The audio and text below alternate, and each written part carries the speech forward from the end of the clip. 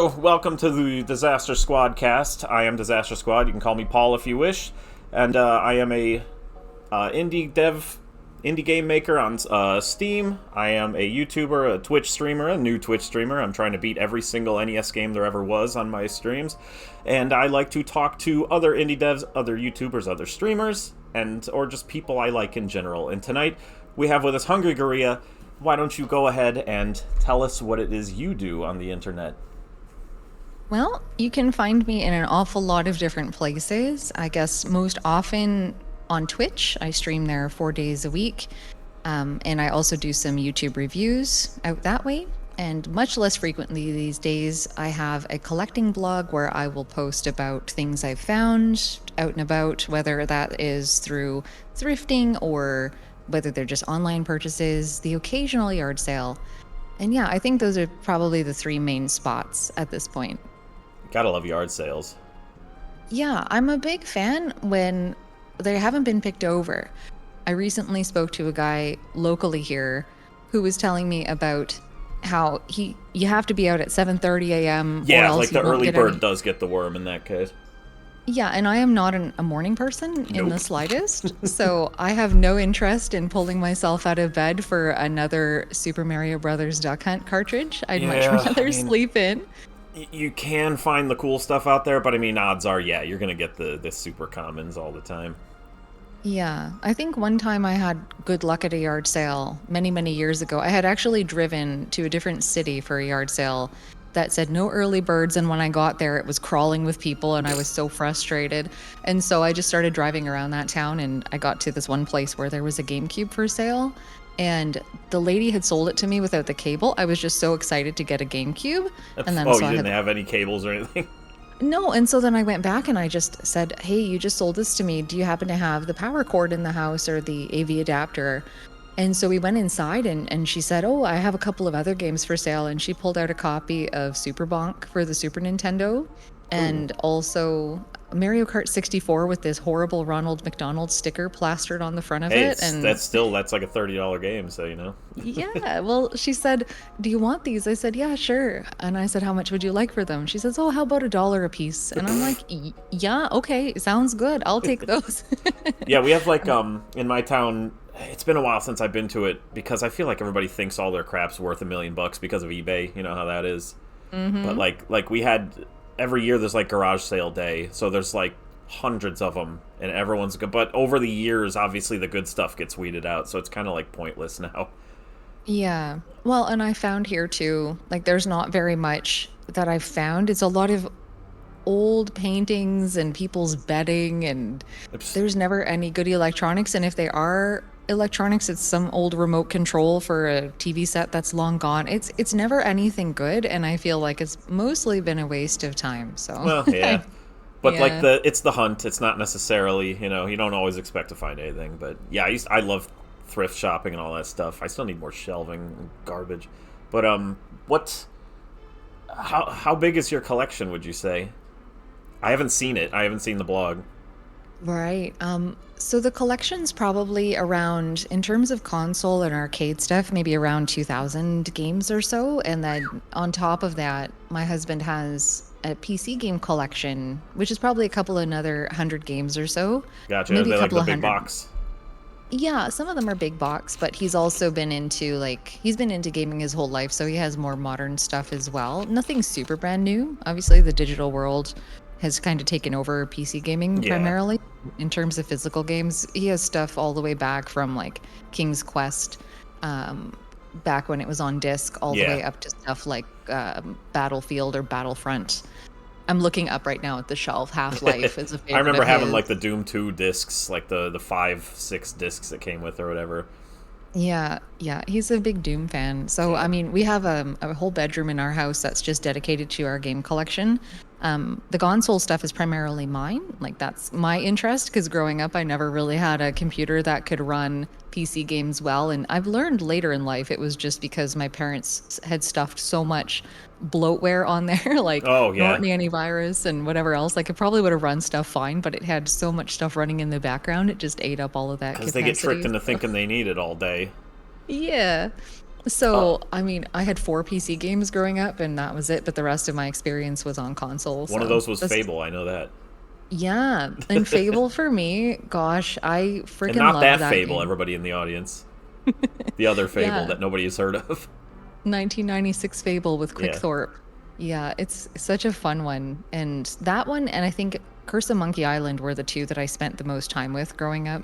King's Quest 6 as well, but that crashed on me constantly, and I can't even remember how kind of muddled my way to the end of that game, I but remember it like was Space Quest 4 was like one of my first PC games that I bought after we got like a 95 capable PC.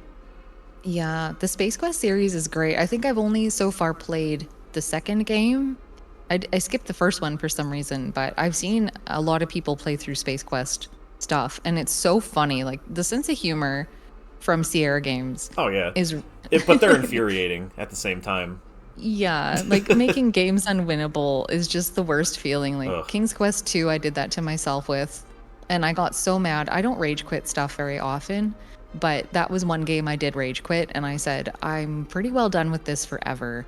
And I've never picked it up again. I've played other King's Quest games, I've replayed King's Quest games, and I've never gone back to 2 because it infuriated me. I don't know anything about 2. I know 1, 3, 4, 5, 6, and then like that's about it.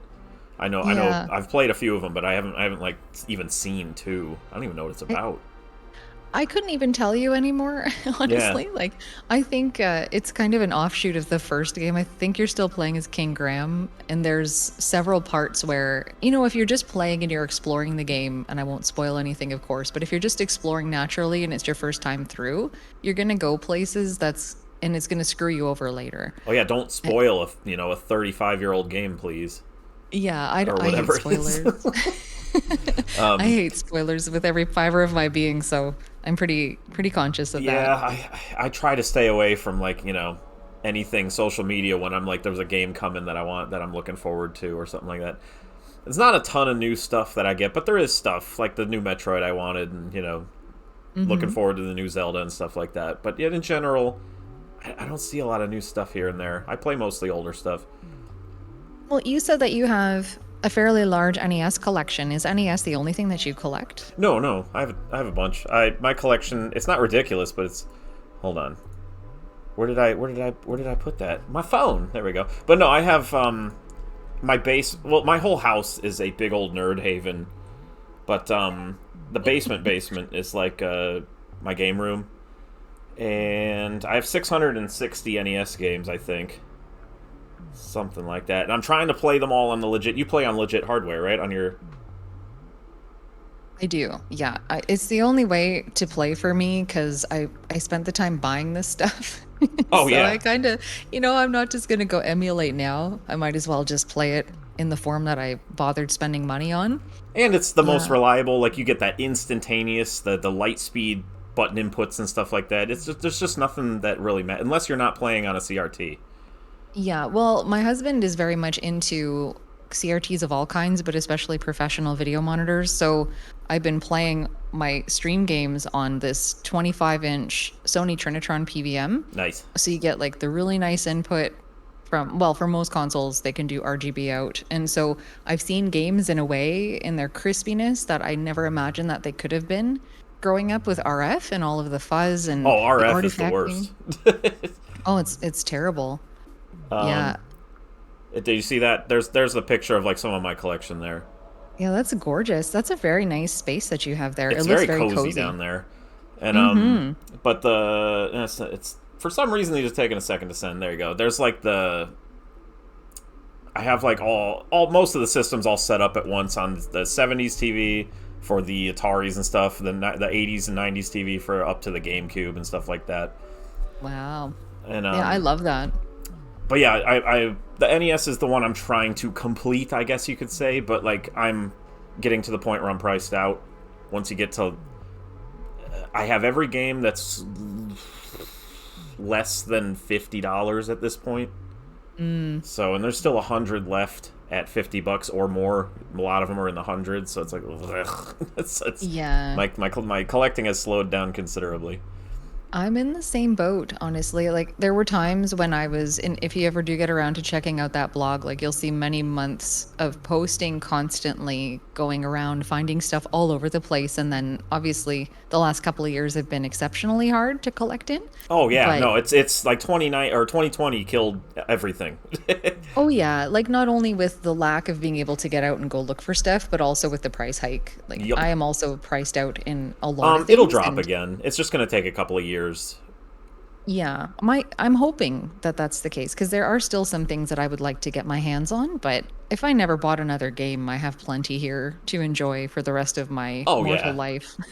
Yeah. yeah, but like I know for a fact it's gonna calm back down. I mean, I guess not for a fact, but like once people get all this nonsense out of their brain, the cooped up and all that stuff. Oh, that's my handhelds. Hold on. Yeah, these are some great photos. You have a lot of arcade machines. Holy smokes. My husband would be so jealous because he loves arcade. We have a stand-up Mortal Kombat 3 and then a cocktail cabinet, Ooh, but he's I always always wanted wanted a a. cocktail cabinet, but they're usually something you could kind of put whatever you want in them, but you know, Yeah, he's got a 40 and one board in there, and I yeah. streamed it one time. We lugged the thing upstairs, which was terrible because we're not giant, muscly people. So we I'm sure got you it. are. You're a regular, Well, Brutus. we make do. But yeah, we streamed that one night, and that was a hoot because I never got into the arcades too much, actually. My parents were always very protective, and they thought shady and seedy I things went mean, down in arcades. sometimes I guess, but it wasn't like common. But yeah, I also collect board games. I have a big old, you can see a big old shelf of them there, Yeah. and Wow. like 70s electronics and like Tiger games, like you name it. I just collect anything. I like anything with buttons on it from like and lights from like the 70s and 80s. That's phenomenal. You have an outstanding collection. That's beautiful. And like the way that everything is just accessible The and organization, you displayed. mean? Yeah. Oh, thank you. Well, and that you could pick it up anytime, right? You don't have to rummage through 18 boxes to Oh find all no, your nothing. stuff. Nothing's in boxes except all my Ataris and stuff. That I don't have a shelf to put them on next to that 70s TV, the big old wooden box Hmm. one. But as soon as I get a shelf, I'm putting that up. It's been sitting down there for 2 years. I've bought this house about 2 years ago. And I still don't have it set up. So you know how it Yeah. is, especially Oh, when I you're know. busy. Oh, Constantly. for sure. And Well, and the other problem is always like getting not only setting it up, but setting it up in a way that you like and finding furniture that you like that matches your aesthetic. You know, yeah. like you could just go buy a shelf and it would be suitable, but maybe it doesn't look great or maybe it doesn't keep the dust off I tried to or, stick right? with like wooden shelves for 70s, and then like the black shelves for like the 80s, 90s, and then like the modern stuff for like the GameCube and the PS3 and stuff. Yeah, it looks great for what it's worth for me. whatever whatever worth you put on Well, my I mean, you word, sound like you it's have a ton of beautiful. junk too. So, Yeah, our house is filled with junk. We have overflow in the basement and but the that's the crawl fun. space. Yeah. That's Oh, what you work totally. for, right? Yeah, I work to collect apparently these Yeah. days. Well, let's talk more about your channel. When did you start YouTube? Back in 2016. So I've been at it now for about 6 years on YouTube and on Twitch. So I started them both a Were couple of they days apart. simultaneous? Pretty much, yeah. Like I just decided up on a screen name and went for it, and I made them all the same day or within the same couple of days or so. And I would say that Twitch has always been kind of the more consistent thing. YouTube, it's a bit harder for me to produce content regularly because I'm a little slow on the writing end. Like it takes me a long time to get my brain thoughts into a document and then make them flow properly in And a you way that's definitely write your acceptable. reviews. I do, yeah. I'm not a very good off the cuff speaker. I tend to Well, stutter you've a been doing it lot. this whole time. Having a conversation, I think, is okay, but I think to really articulate what I want to say and make sure that my points get across Yeah, not just riffing completely. while you're playing. Yeah, and I mean, I do enough of the riffing part when I'm streaming because I'll typically stream a game and then kind of understand it, get to know it a bit, and then when I do the review, I've already played through it. I've also picked brains of people who played it when they were kids, maybe. I've got a little bit more insight on things maybe that frustrated me. And then I can take all of those experiences and kind of put them into a script in a way that kind of suits my own style Yeah. and gets some articulate points across.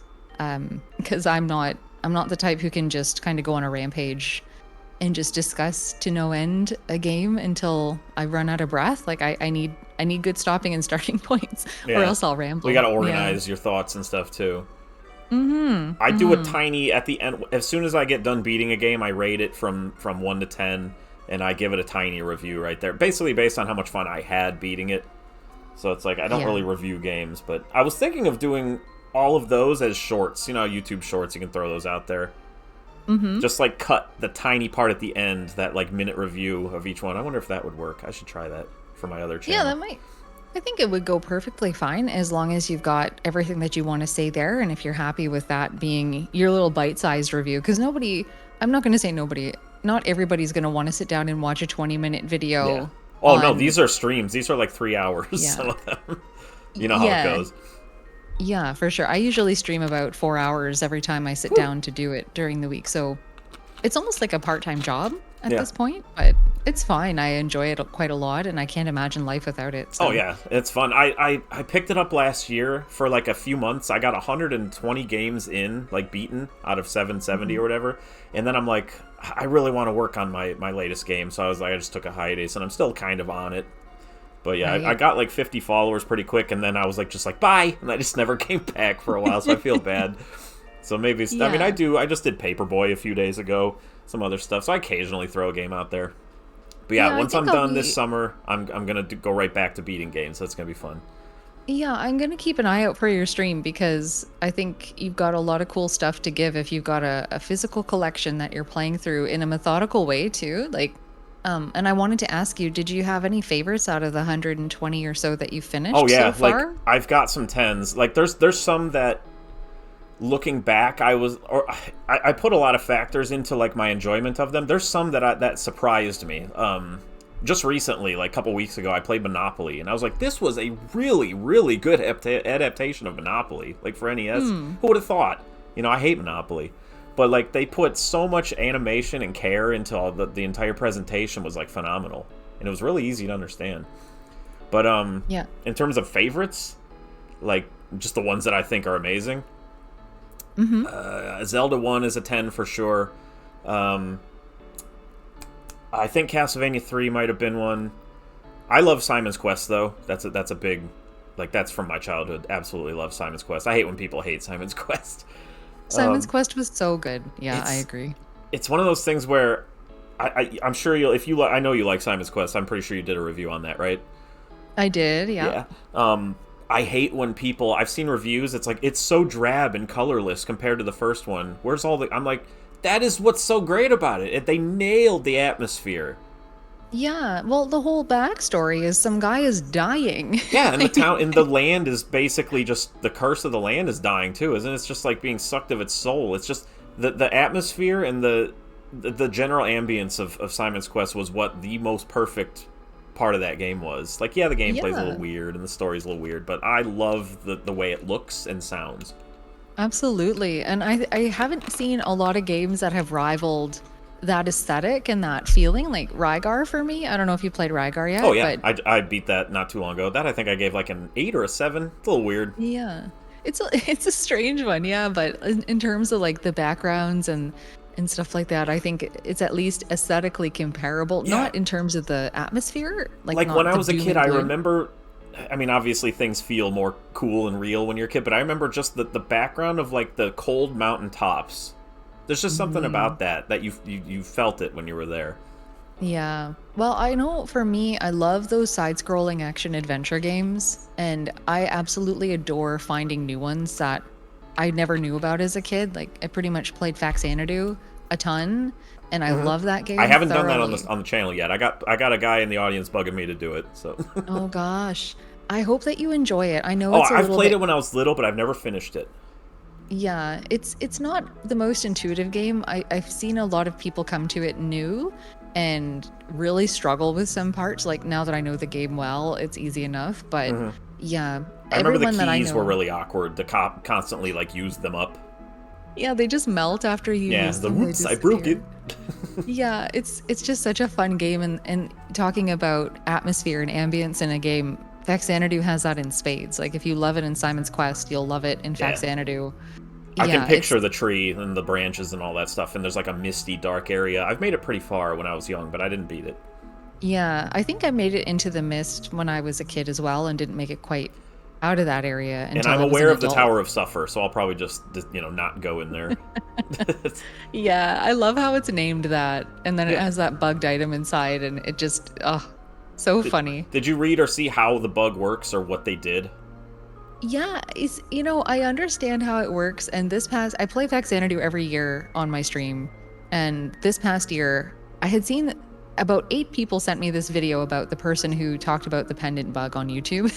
Oh They're yeah. like, she's Hey, the did one you who see needs it? to see this. Pretty much, yeah. And Well, so there's like this year, there was the conversation of like the ethics of fixing it. yeah. Because it's like, did they mean to do it? Should games be preserved with their bugs intact? Yeah, exactly. It's a good question, too. It is a good question. I think for me it was cool because I used the code that fixed the pendant. So I finally played Xanadu as it was quote unquote intended initially.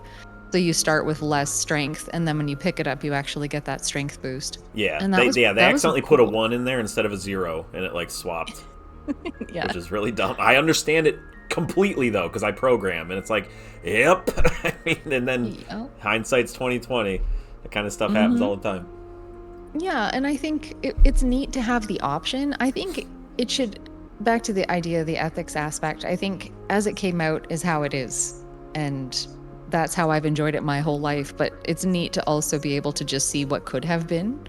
Oh yeah, And yeah, I think fixing it permanently would take away part of the charm because between myself and a few friends that I know on the internet, we have Team Pendant and Team No Pendant. And I am a hard advocate for Team Pendant. I pick it up every playthrough. It doesn't matter if it kicks my because butt. that's what you would have done, right? That's what I always would have done. And so I go in there, I pick it up, and I swallow the consequences of it. I And mean, have it takes like it's some enemies take one more hit, right? It's not really the biggest thing in the world. Exactly. It's just more fun to get people fired up about the idea of the pendant. And I love watching people play for the first time and they're like, ooh, a thing. I'm going to pick I'm it gonna up. And get then I'm it. You're sitting like- there. You're just like Yeah. laughing to yourself. I'm cackling in my house all the way from Canada, laughing at everyone that picks it up. And then I'm like, do you want to know a secret? They're like, dang it! But yeah, you can get the password to like rip it out of there. There's like password hacks or whatever. You can like For make your own sure. password. Yeah. Yeah, I just find it so funny because I'll usually be like private messaging with my one friend. You just We'll be made your talking character about it. weaker. They're like, Yeah. damn it! They get all mad.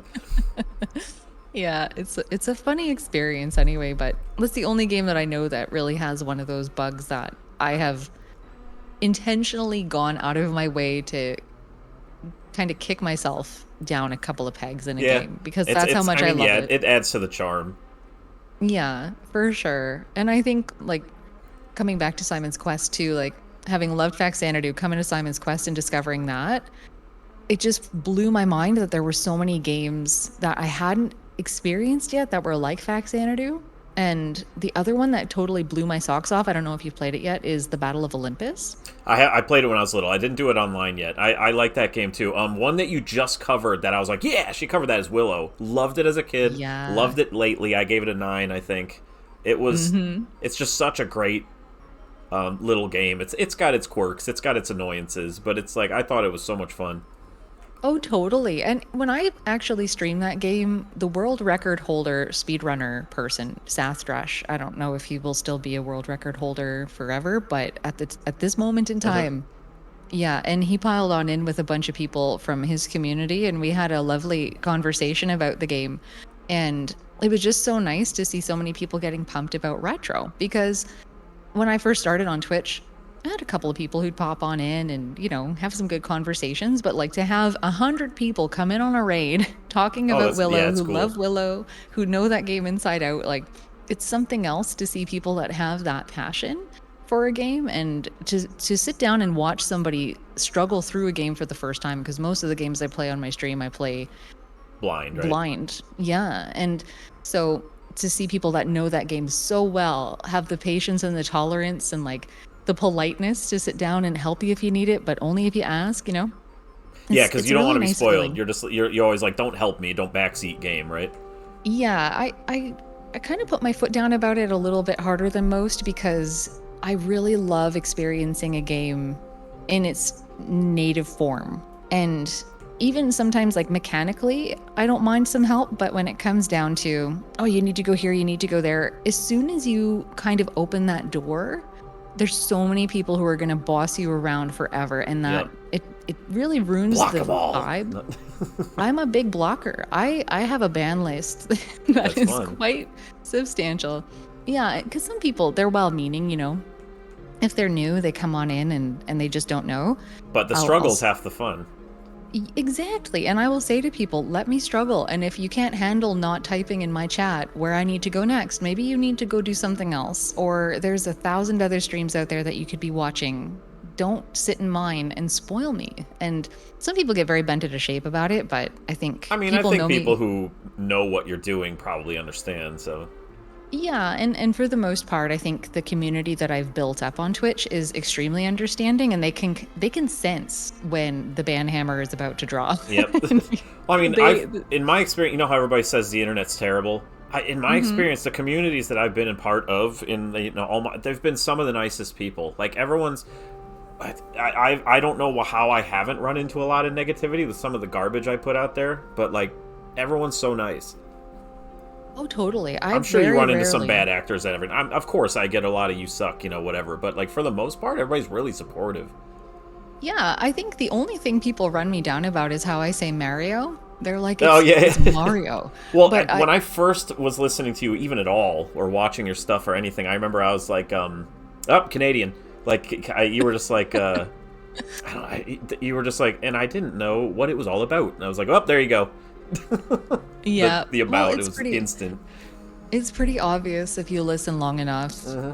It starts to trickle on out, and it's hard to control. It's nothing that I can even try to mitigate at all. It There's a just few is what it Canadian is. YouTubers that I like. Do you know 8-Bit Show and Tell? Yeah. Do you know Nitro Rad? No. Okay, yeah. I love 8-Bit Show and Tell because I'm like right in that, like a nerdy old programmer. That's like right up my alley. Right. But no, Yeah. let me circle back around real quick to Faxanadu. I real quick before I even started this stream, I was like, does she pronounce it Faxanadu? Because some people don't. Yeah, I'm a hardcore. I said it like that when I was a kid, and it's pedantic if you try to correct me. But here's like kind I of was person. like I say the same thing. I say Faxanadu. I always did. Did you ever think of? I don't remember who said it to me. I think it was my buddy Carl when I was like much younger, like 20 or something. He's like, isn't it supposed to be like Xanadu, but it's Famicom Xanadu, Fazanadu? Mhm. I was like, it probably is. It I never thought of definitely that. It's Famicom It totally Xanadu. is. Yeah, I dig my heels in on it mostly because I'm not willing to change. I can't make an active effort to change how I pronounce something I've been talking about since I was a kid, but yeah, I have a couple of friends who are in the Fazanadu club, and we don't talk about it. No, I'm not know? saying anybody should change it, but I want to know if you ever heard that the Famicom Xanadu thing. Yeah, definitely. And it's funny because I've always wanted to go back further in the Dragon Slayer series, and other than Legacy of the Wizard, which I love as well. That Yeah. game confuses me. Really, eh? No, Have not you- the game. Why is it called Legacy of the Wizard? Why couldn't it just have been called Dragon Slayer? I think it's called the Drazel family in some regions as well, maybe like is it on the MSX? I forget. I know their name is the Drazel family, but like why did that? There's no wizard. No. What's his legacy? I'm just Well, I concerned. I'm just confused with the localization. Why Yeah. Dragon Slayer works so well? That's what you do in the game. Yeah, I'm trying to think of whether or not the backstory talks about a wizard. Yeah, I don't know And about the if- booklet. I didn't read it yet, so. Yeah, it could be like a family derived from wizards or something or other. Yeah. I can't. Oh yeah, Ninja Gaiden. That's everyone called it that until we understood Gaiden is a Japanese word, even though we should have known. Yeah. I remember And renting Legacy of the Wizard. I love the music in that game. It's so good. Oh, it's But I never got far. fantastic. Yeah, I picked that one up for $5. It's Maybe it was it's a even very $4. common generally. Yeah, and I remember getting around to it knowing it was related to Faxanadu and just getting really pumped up to play it. And then it took me a long time. Like, there's some mechanics in it that really frustrated me, like the dad and his block manipulation. Yeah, that's the big sticking point for most people. Yeah, but apart from that though, I had a blast. Like I think what I'm learning about myself and my taste in games is that I love side-scrolling games with adventure elements where you have to tear every corner And of where the you're place like apart. lost and stuff. Do you like Metroid? Love Metroid. Okay, Yeah, I I played. because that's a little different. It's a little more like punishingly action oriented. Yeah, I played Metroid for the first time. I think it was a couple of years ago. I had never played a Metroid game, and I've only played the first one, Super Metroid, and Metroid Fusion. I I skipped the don't Game blame Boy people one. for skipping the first one. Like I was a massive fan as a kindergartner. I would paint Samus like all the time. Mm, But like right. I don't blame anybody for skipping the first one. Yeah, I'm always on this bender of trying to get to see a game series from its origin. So Yeah. I hate going forward in a series without seeing what it kind of derived itself from. And with Metroid especially, because it was so beloved, I heard, oh, Super Metroid, you have to play Super Metroid. You're gonna love Super Metroid. I think I like the first one better, honestly. I found Super Metroid kind of boring in parts. Like it, and some of the motion in that game also is a little bit too much. It's weird. It's probably my favorite game of all time. But I Mm, understand because it's kind of a it is like one of those things. It has its moments that you're just basically, especially the first time you play it, there's a lot of dead time. yeah, yeah. Well, and I think too, for me, when I was playing it, I was streaming it, and I had a lot of people who wanted to tell me all of the things that I needed to know about the game. So Yeah. it was almost a frustrating experience, more than it was enjoyable at times. But I Oh yeah, tell you, that the I mean, yeah. I played it in a different environment, so it probably hit me differently. yeah, well, the ambience and environment in that game too is just something I else. freaking love Oh, these energy hold on. drinks. Let's also I get can't some see it. butthole and Somebody some corn followed me. dogs, bro. I couldn't Right see who on. it was. Sorry, whoever that was. I couldn't see it because I'm not on my normal stream page here. But I heard Oh the no. noise, so thank you. Um, Yeah. I'm talking about one more thing about Faxanadu. What is with the elves and the dwarves? It feels like it's more like the humans and the goblins. It's very true, eh? Like none of the dwarves actually look any different from the other folks, especially not those jacked up ones that attack you Yeah, with they like the look like just scary straight up music. monsters. And they're like, oh, the dwarves. Yeah. Oh, there was nothing scarier to me as a kid than walking into a room, the room with the Madoc in the first area that you go into, the first castle where Is you it have like to get. the? Is that like a gargoyle thing? Yeah, and it scared the heck out of me. I remember just being so small and just being so freaked out and dying all the time because I get too scared. And then finally getting through it, getting the Matic, going and breaking the wall, but then walking back a screen, which makes the wall regenerate. Don't you love And how then every having to, game back then said Matic and not pickaxe? yeah, yeah, I do. There's a lot of those in different games. Legacy Totally. of the Like Wizard early as NES well. was filled with Matics. Yeah, and I had never known what the heck one of those was either. I'm like, it's very jeweled and decorative. I wonder if it's actually meant for breaking walls or if it's Well, supposed to be speaking of hanging up. like early things and things that scared you as a kid, what is like your absolute earliest gaming memory?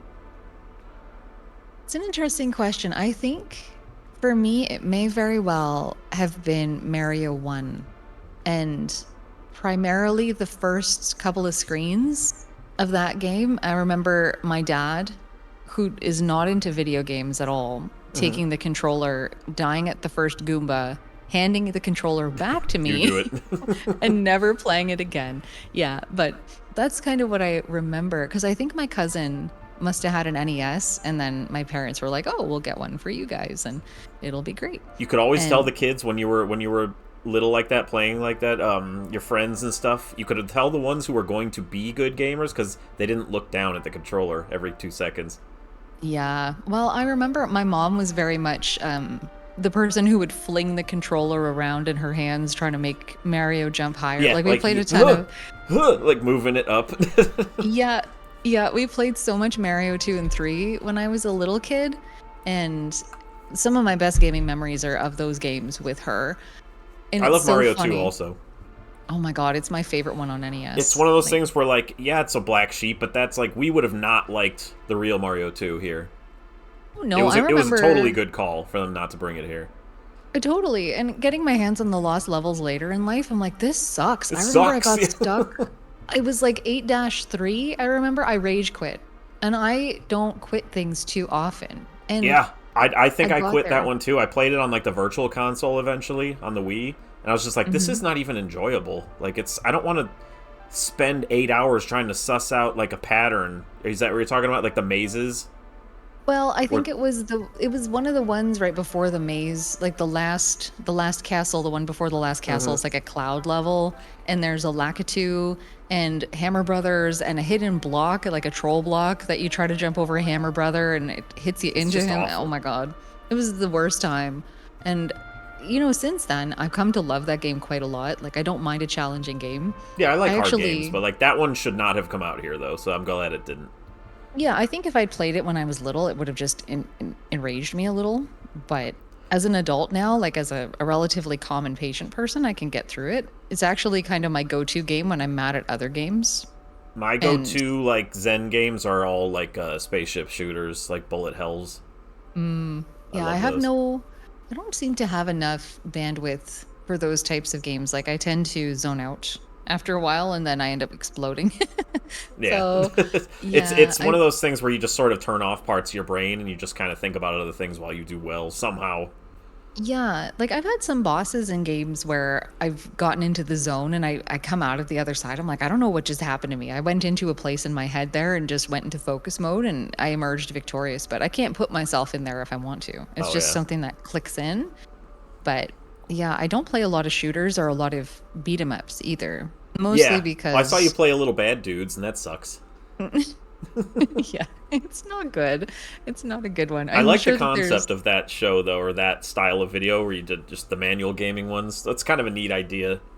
yeah, well, it's funny because I've seen so many game reviewers crap on a game, and it's very clear to me that they haven't read the manual. Oh yeah. And so that's kind of where the idea was born out of. Like, what happens if I just have the manual and I don't know anything about the game? How am I going to make my way through it? How well am I going to be able to perform Well, it makes just me with think that of like your ride information? home from like the rental store. You read the thing, or like the way home from Hmm. buying a new game. You're like, oh, you read the whole manual on the way home. You just excitedly. Yeah. Oh, and totally. And I spent so often as a kid with my nose in a manual, like Hmm. Faxanadu, The Legend of Zelda's manuals.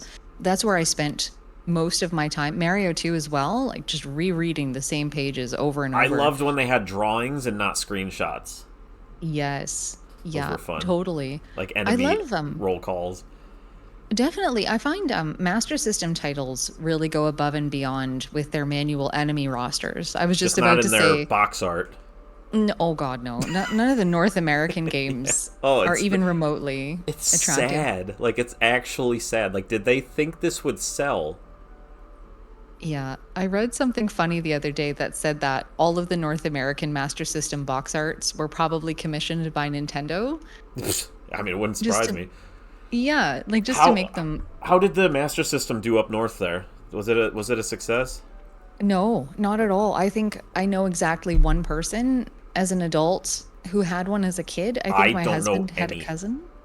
Yeah, it's really abysmal in this part of the world, unfortunately, but I I think love what it. like Brazil is where it exploded, like South America. Yeah, yeah, it definitely does have a pretty strong foothold there. Like a lot of the comments that I get on my Master System stuff on YouTube primarily comes from people from South America. Yeah, they And love it over yeah, there. absolutely, Your and your rightfully channel gave so. me a better appreciation of it. I don't have a big Master System collection. I think I only have like 6 games for it, but like I want to play a lot of them. It's just I don't know how expensive they are anymore. Yeah, I think it's kind of spiked a little bit, unfortunately. When I was started collecting, it wasn't cheap by any means, but a lot of the really, what I would say, some of the more worthwhile titles are definitely more expensive, but there's still a lot on that system that's cheaper than NES by a long stretch. Yeah, I still haven't played Fantasy Star 1. I want to play that. Oh, you'll probably enjoy it, I imagine. I did read that you don't like grinding in games, so if you can skip the grinding in Phantasy Star 1 somehow or expedite it, I think you'll like it a lot more Oh, because I there is never quite said a I don't lot. like grinding. Are you saying on my Twitch channel? I Yeah, I had read say I the think I think blurb. I said when it comes to streaming RPGs, I'm not going to grind like and waste people's Ah, time. I don't gotcha. mind grinding personally. That's good to know because I was wondering because I'm an RPG fanatic, it would seem, based Uh-huh. on the games I've played, I was like, oh man, I love the grind because I'll sit in a stream and grind with company, and I think that that's the best way to do it. So I spend a lot of my stream just playing RPGs with people as it comes because I'm playing on original hardware. And people will settle in for the grind and Oh they'll yeah, talk like to if I me. was sitting So here talking to a bunch of people, that'd be great. But I just started, so I didn't have anybody to talk to yet. So I yeah, played a dungeon crawler. I played Swords and Serpents. I think that's the longest game I've played so far. I don't know if you okay. played that. That's kind of a I poopy one. haven't. I have not. Yeah, I think I've seen some screenshots of that in the past, and it looks okay. It doesn't I have the think. charm of like Shining in the Darkness. Like I love the. Do you not love the artwork in that game? Oh, it's beautiful. It's I was just talking about that with another guy. I was like, that artist, I love his art. Shining Force, the Shining series. He's got these like, Hmm. what do you call it? Like lanky, sort of like, I don't know, not childish, but like awkward teenage looking heroes. I love the way they all look. Oh, for sure. Yeah, it kind of has. And I think the first game I played that had art kind of like that was Popful Mail, but that's not the same artist, Yeah, obviously. but But that style, yeah. yeah, like that anime, kind of like anime throwback sort of thing. Like it reminded me of watching Sailor Moon as a kid Oh quite yeah, a they were bit. all rail thin in that that show. Yeah. And then playing something like Shining in the Darkness and getting into that one. That was a feat and a half for I'm me. That surprised I was liked that game as much as I did too. me too, because I had pages and pages of maps that I made, and I love the music. The music really made it for me. I think if it had had a crappy soundtrack, the constant dungeon crawling and Yeah, it has a very fussing about it. triumphant like score. Yeah. Yeah, definitely. Like very questy. It's Uh-huh. almost like you need to have that meaning. It Because kind of if you gets don't annoying have it, hearing the same enemy sound all the time. It's like, it's like that weird shrill shriek all the time. yeah, it's very true. But I remember in There's your just video, I was looking at your maps that you drew for them. Like, ooh, she borked a couple of those maps. oh, they're not good. No, like I would be one room short in one part of it, and then I'd have to, draw like a firm line when two Yep. rooms met up when they weren't supposed to. They You were had to make, you terrible. had to squish a hallway in there. They're like, damn it, I went one too short. It's like, Yeah. squish it in there. Well, because I when I play my games on stream, I'm sitting on a couch, so I've got a notebook in my lap, and I'm trying to draw and talk to sometimes 100 people all at the same time. Yeah. Oh yeah, If I'm constantly reading the feed must be another feat too. Yeah, it is. It's nice though to have the company and the conversation, of course. But when it comes to doing something technical, like trying to make an accurate map, good luck, right? You're out to lunch and I have obviously my nice comfy gaming room, but when I stream, hold on, it's taking a second. When I stream, my computer right here, I just turn to the side. There's an NES, there you go, and a CRT like right next to me. That's where I'm sitting oh right yeah. now, in like Oh, that's awesome. my art room. I painted all these Metroid, Chrono Trigger, Mario RPG things on the walls, Oh, and cool. So you're an artist as yes, well then, eh? I am an artist. Yeah. Which is funny because a lot of people, the main complaint I get in my games is like, the art's pretty poop, but I was like, Oh it's my because I made God. one of them in a week.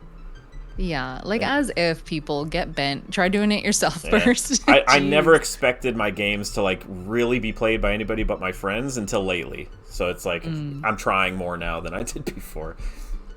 Yeah. Well, Um, it's pretty cool. You worked on games called Cursed, right? that's It's my like a series. series? That's my bread and butter series. I've actually made like I haven't finished, but I've started like probably 20 games over the years. But I've only finished like 4. Gotcha. So you said that you're primarily point and click centered, The eh? Curse series it's completely inspired by Uninvited, Shadowgate. I don't know if you've heard of not Shining in Darkness. What's it called? Last Half of Darkness.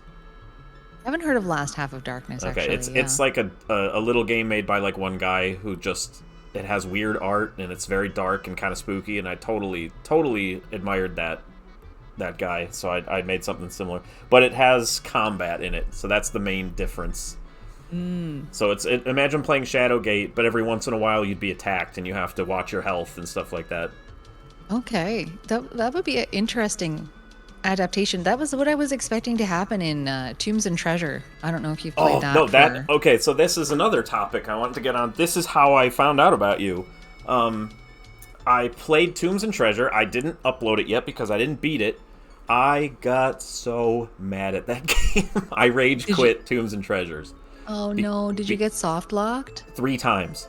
All 3 You, different ways you can. I'm like, this is inexcusable, and I just like put it down. I'm like, I'm gonna just look up the rest. I'm not doing this, and I put it away. And then yeah.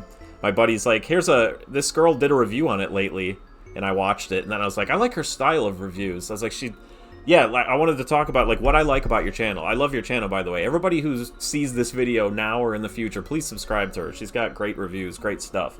I guess follow her on Twitch too. Oh, thank you. But your reviews are no nonsense, and you can tell they're just these are your thoughts. I don't know how else to put it, but it's like they're very earnest, and Yeah. they're not jokey. I don't have a sense of humor that lands very But well. they're not unfunny though. Here's the thing: like when I usually get a chuckle out of most of your reviews anyway, just because of how dry your delivery is on some of the funnier things that you say. It's like So funny. it's because like I tried to think of an example because I have a hard time putting my scatterbrain thoughts into words sometimes. But I remember like oh, there he is, Sir Phobos, right there in the audience. He introduced me to you. Please. I recognize that name. So like in your Legacy of the Wizard review, you're just like, yeah, and you're like, falling damage isn't so bad, but then there's a big group of things waiting wherever you happen to faceplant, and it's just like a cute delivery of like every little weird thing, but it's not jokey. It's just like there's something about your delivery that is funny. So I appreciate that because I'm convinced I'm one of the most unfunny people. And my husband always tells me, he's like, you're the funniest when you don't try to be funny. Like I'll tell him but a you don't joke and he'll try. That's say, the best part. yeah, and I think that's just my personality. Like I'm not really out to impress anybody. And like the whole point of the channel is just to give kind of a candid experience Which of is a game. it's that candid is a good word. Like not just earnest, but like it's just, hey, here's what I thought of the game from front to back. Yeah, and I really appreciate reviewers that kind of give the personal twist.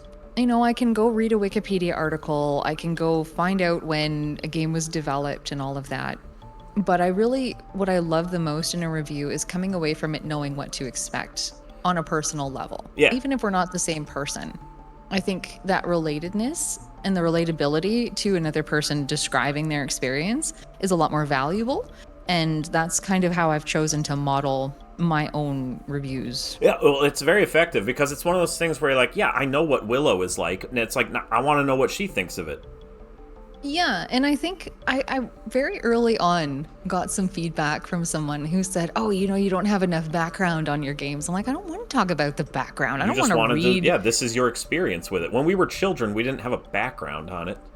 Yeah, like that's what the manual's for, and I talk about that very briefly. But I don't want to. When people talk about developers and who produced a game, like all of those terms just kind of meld together in my brain. I don't want to have to spend the time trying to parse all of the technical info out. I just want to talk about playing the game. The experience. That's it. Yeah, yeah. And I think that's definitely been my bread and butter in a sense, because anytime I've tried to go a different route, it doesn't come across the same. And my scripts see so many revisions where I'll start a little bit more like professional sounding, and then I have to like make them more candid and make them more like colloquial versus this very rigid writing format. Like if you go back to my first videos, you'll notice they're a lot more wordy and a lot more serious sounding, and I'm a lot shyer back then too. Well, Yeah. I think other ones that come to mind are like when you beat it got the awful ending in Phantasy Star 2, and you're like, Oh my God. I'll leave it to her to explain what what I feel about the ending. And it was like you have, I forget what it said on the text, but it's like there is no, I will show you no remorse or something like that. The girl. Yeah. Yeah. And sometimes during the Illusion of Gaia, where you're like, can we talk about this? Like, you're just blowing from topic to serious topic. Yeah, it's so true. And I don't know, when I have that kind of whiplash in a game, especially games that have been hyped up to me over the years, like Illusion of Gaia was pumped up to me by my cousin who loves that game. He I've never was the played person.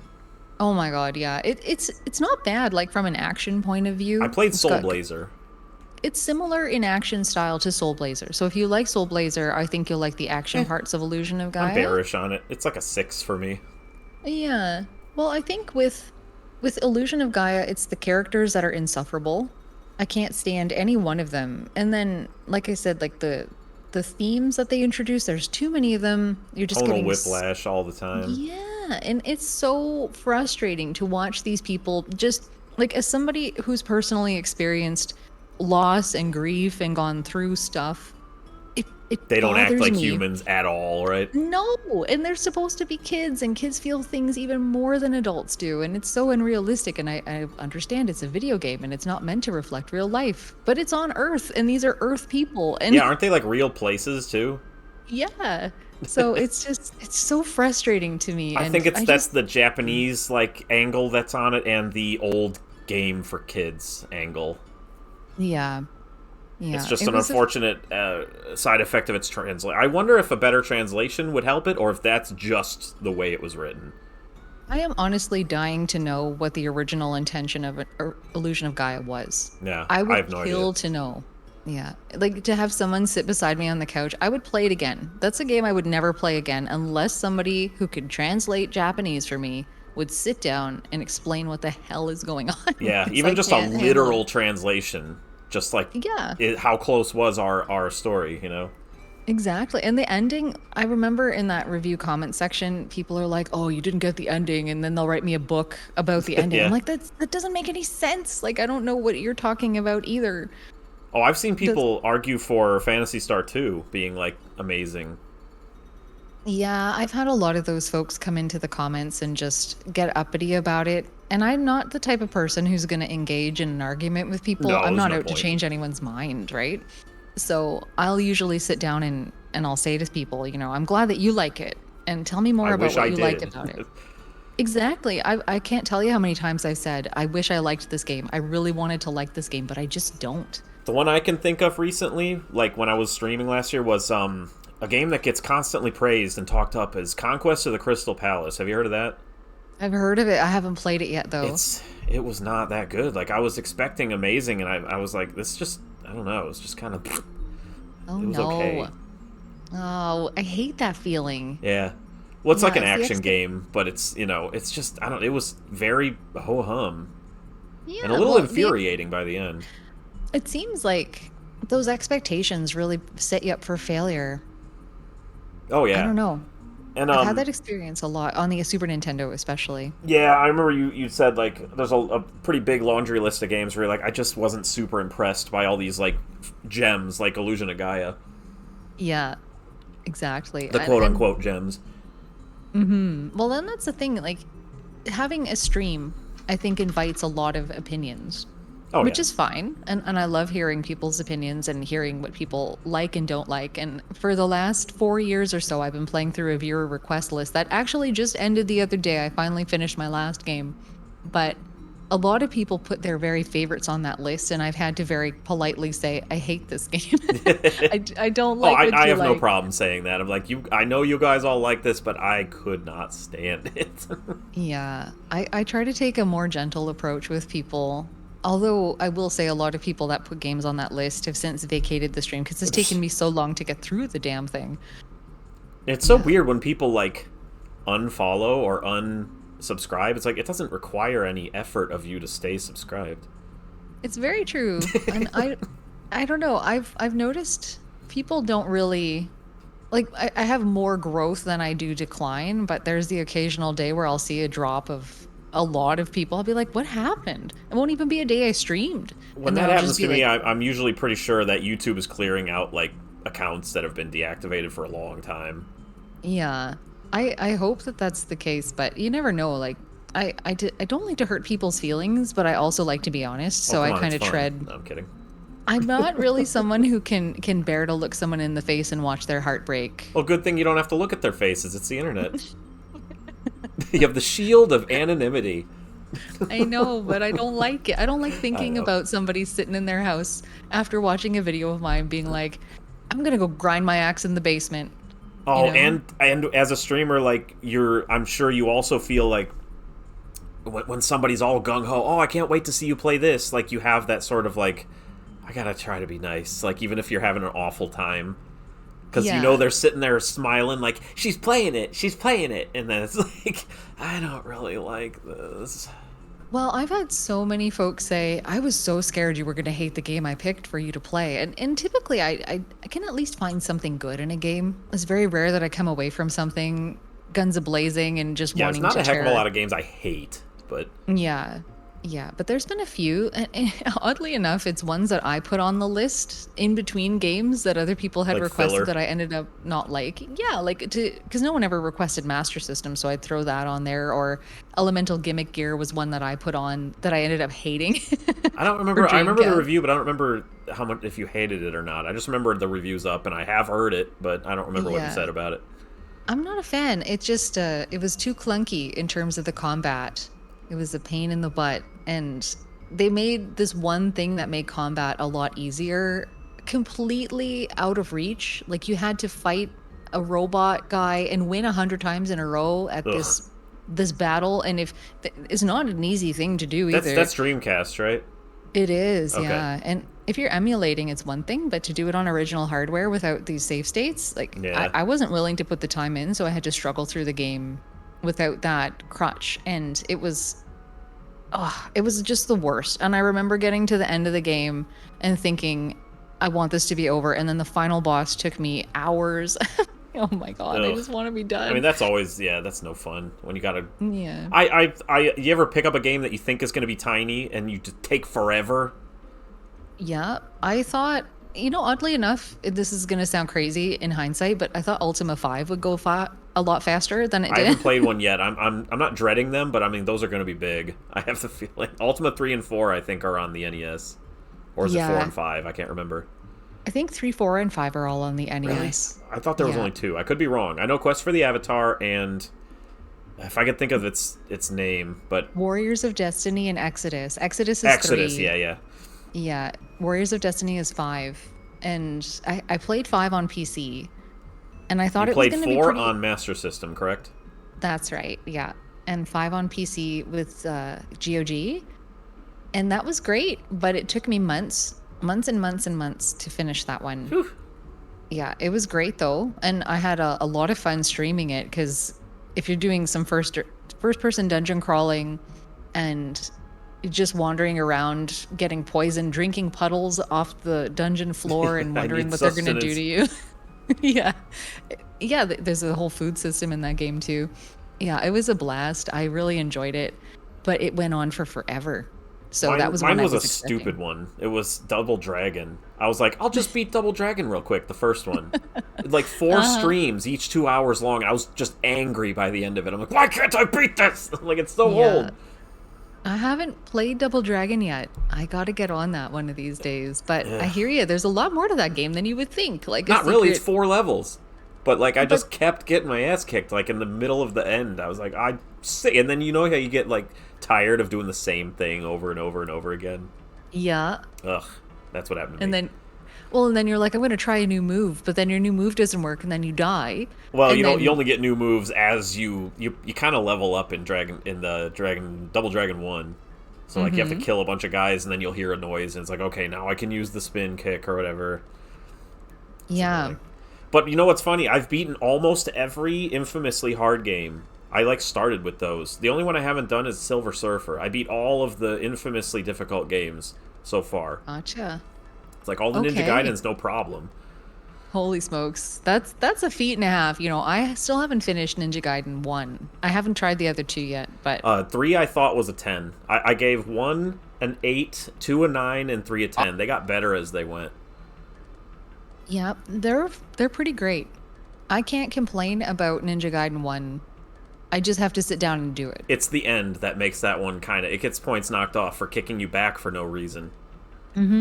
Well, I had gotten out to my very first time playing the game. I got to the final boss, the second form of the final boss, and I just couldn't do it. It was so late. I was so tired, and I just The was Jacques losing. Wio, is that him? Maybe it's like when he's like the big dude and he looks throws like the a two wraith. fireballs. Yeah, that's the one. Yeah. Yeah, I got there, and it was such a pain in the butt. And I thought, I'm gonna come back to this. I'm gonna do it again. And I played it one more time after that. Got to the same part, and I couldn't get it. And so that's still outstanding on my list of things I need to do. That and Bill and Ted's Excellent Video Game Adventure. I I haven't need done to that finish. either yet. I never played it. I I love Bill actually and Ted. literally just listened to your thing of that today. When I woke up and I took a shower, sometimes I put YouTube on, that one came on. Oh, yeah. I'm a big fan for all the wrong reasons. Like, it's not a great game by a long stretch, but it is so funny to me. Just all of the stupid things in that game that happen and how it's kind of structured. I can't wait to I, get enraged by it. It's probably not very good. It's gonna make you really mad. I have a good friend. He's doing he calls it the AVGN challenge. So he's speedrunning a whole bunch of different games that have been reviewed by the AVGN, and he got to Bill and Ted. And I had told him about how much I love Bill and Ted, and he was so sad to tell me that he hated its guts, and it was the worst game he ever played, the worst game of the challenge. You know, he just laid it all out there, and I felt so bad for him. People don't like it, and that's fine. It's one of my favorites because I have nostalgia. Oh yeah, you coming said out that of was an everywhere early for game it. that you just had for some reason. And I don't even know why we had it. Like, Yeah, there's like everyone's got those games that's just like, why is this in our on our shelf? yeah, it's the weirdest thing because it's not as if we grew up with a bunch of like boisterous cousins who would come over and watch these cool movies with us, and then Yeah. we'd go out and buy the video game. Like, it was one of maybe 10 games that we had growing up my whole childhood. Yeah. So, I mean, one of the yeah. great things about, I always talk about it, about growing up in the 80s was like like 1 out of 3 households had an NES. So like you knew, like every time you'd go to a relative's house or a friend's house, they had their own collection that was totally different from yours. And like it was just fun to see what they had. And they always had weird stuff because everyone had weird stuff. Yeah, Well, I my grew up. I cousin- mean, when I was a baby, I remember playing the Atari. So that was, a 2600 was, and then in '87 we got like an NES and a Commodore 64 the same Christmas. That was awesome. yeah, that would have been a great Christmas. Oh yeah, for we're sure. poor, so I don't know how that happened. Yeah, yeah. I know my cousin that we spent a lot of time with growing up had an NES, and he used to play a lot of Battletoads and Final Fantasy. I can beat and Battletoads, no warps, no continues. That's crazy. I can't get out of the snakes level still. I gotta work on Battletoads someday and just get it done. Like, Turbo Tunnel is no problem for me. Oh yeah, but once you know Turbo Tunnel, that's like it's not a problem. yeah, I just haven't really put the time in, I think. I And think people most keep people, telling me. yeah, most people lose on Turbo Tunnel because they don't understand that when you're at the top of the screen, you are technically falling through those like skinnier sections. Yeah. Yeah, it's very true. Because it doesn't show you falling behind it, it just you fall, so it just looks weird. Mm-hmm. I Go I ahead. get stuck at the bubbles. I was gonna say I get stuck at the part where you have to jump on the islands. I always die at least once Where the there. exclamation point is. Yeah, Yeah, and that's I the know one it's part coming. that everybody dies on. I can't seem to get through there without dying. But yeah, one of these days I gotta just sit down and get that done because I that's think been the a long part time. that I generally might lose a life on there is the up down up down up down up down up down. At the very end. Mm-hmm. That part I sometimes lose one on just because I like. Like I go a little faster than I should. Like I expect it to speed up a little quicker. Yeah, well, because you're prepared, right? You know Yup. what's coming. Or you Yeah. could just count to 10 and then hold down and you'll warp. But I don't like warping. Yeah. Well, I'm sure Volkmeyer's Inferno, I think it's the purple level with the Yep. the little gaps that close. I've never played that stage because I can't make it there. There's some memory involved in that one. That's the only one I think is unfair. Yeah. It seems really mean, but I think isn't the part where all the missiles come, you can just kind of hide at the bottom and they don't affect It's you? not. I'd say it's 99% effective. I have gotten killed once when one just happened to be on a certain pixel. Oh goodness. Yeah. It's what a not that bummer. hard to just be in the middle anyway. Plus, a 1-up goes flying past if you're in the middle. Yeah. I gotta give that a go, man. Now that I this love list is over Battletoads. with, gosh, I gotta get it done. A lot of I'm people, scared. you ever hear people complain because it's like, it's so unfocused, it doesn't do any one thing well. I'm like, I don't know, I think the variety is like its charm. Absolutely. And so many other games do one thing well, so why not have something that Yeah. does something different? It was towards the end of the NES life, too. It was like 91, I think. So it's like they were just doing something a little different. Yeah, and it's definitely got a lot of good things going for it, as hard as it is. I don't know- remember if my stream of it was a no continue. I think I had to continue on the final level. So I was disappointed. But it was close. I can still do it. Still got it. Yeah, that's awesome. That's some real skill. I like twitchy games. I'm an action person, but I also I like any genre except sports. Yeah, the sports games are kind of hit and miss. There's fun ones. Depends. I like baseball games sometimes. Like some of the old baseball games are a lot of fun. Yeah, I just picked up is it, oh gosh, what's the name of it now? It's like the robot baseball game on Cyber Base NES. Wars. Yeah, that's the one. I'm excited to try It's that. got I level knew. ups and stuff in it, and you change your arms and you buy new arms and legs and stuff. It's cool. Whoa, I don't think I knew that. I just thought it was a cool robot baseball Oh no, game. it's got a fully fledged like long term like building your team thing, Oh my God. and Yeah, you then can I'm cheat totally in for that. so bad. It's fun two players, but I feel like one player it's like so unfair on your favor because like you just instead of being safe or out, you just challenge everything and you just fight them and kill them. It's like, oh, I won. Oh jeez. That's how the game That's works. terrible. Like instead of just letting the umpire call the calls, you can hit a button. It's like I want to challenge that, and you just fight to the death. Oh my God. So it's a fighting game mixed with baseball, but you could just keep challenging and beating the crud out of the computer. Where has this game been all my life is what I'd like to Yeah, know. yeah. I Because remember it playing it when I sounds- was little. Yeah, I think I would have loved that. It's like, I oh, think safe. It's like, or you're sliding into home, and it's like, ow. It's like, really? I don't think so. You just start pummeling them, and then it's over. And it goes into like a zoomed in side view when you fight. That sounds so fun. I can't Yeah. wait to play that. I gotta Like move the that up my battles list. look a little plain, like it's a single colored like dark green background, and the dudes are like pretty big and zoomed in. So it's kind of cool though. I like it. Yeah, I gotta get around to that. I'm trying to think. There was a soccer game. There's like a 3-in-1 Master System cartridge that has a soccer game on it. And that's one of the most fun sports games I've ever played. It's just easy to pick up.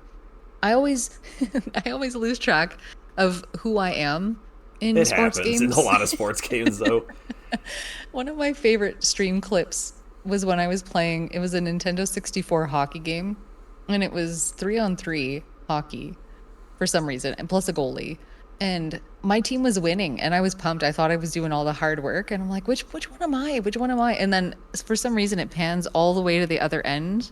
My guy's like by himself. I'm not even playing in the action. My computer Your players. team was just doing everything for you. Yeah. And I come to that realization. I think I laughed for about 5 minutes The straight audience after is just that. booing your person the whole time. Like, but Yeah. we won. We won, but I am an idiot. It's just so funny to me. I can't keep track of anything in those kinds of games. It's too much. Like my husband and I, we played NBA Jam Tournament Edition one time. Yeah. And I had a defective controller, which didn't help. I kept head faking, which was terrible. But do you think I could remember what button was pass and which one was shoot?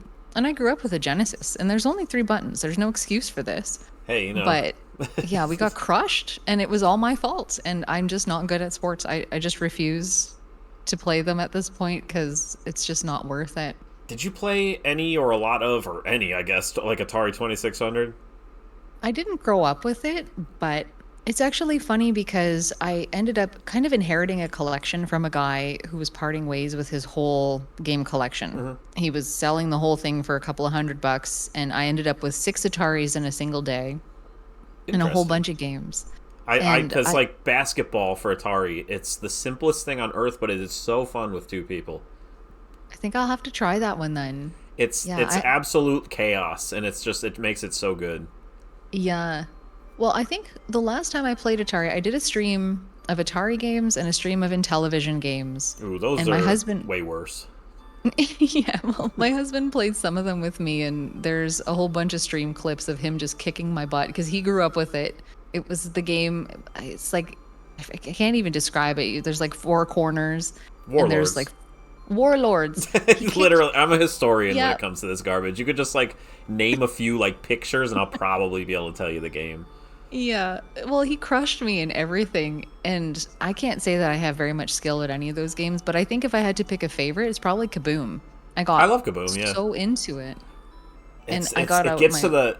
Don't you hate when the bombs are like I like when they're closer together. When they think it's actually harder, I feel like it's easier. Yeah, When it's like a really solid line of bombs going back and forth, I hate when there's like a gap in between them. as he's going Oh, faster and faster. I hate that. that's how they get you, right? Yep. Yeah, it's such a terrible time. Like I didn't grow up with Atari, but I had a VIC-20 growing up for a Whew. while, and I played a lot of Gorf, Yeah. and I think that was on a couple of different systems. I don't know if It's it on a made it lot, on. yeah. Yeah, Here's the and thing, Radar with the early Rabbit. 80s, every game was on every system.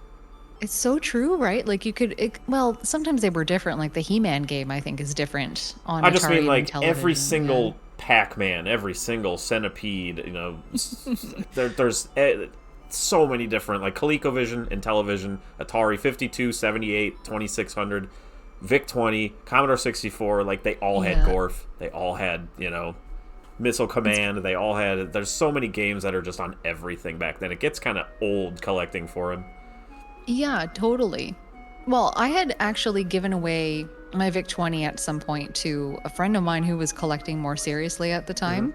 And we had gotten rid of the television set that it could hook up to. Like, I didn't have a way to play it, so I had given it to him. And I found out many years later that he had sold it without asking me if I wanted it back, which kind of broke my heart. And, Yeah, that like, kind of sucks. obviously, I gave it away. I knew what I did. I have regrets. But somebody very kindly actually sent a VIC-20 to me in the box. He Oh, said, I it's think I just have the collecting. box too, weirdly enough.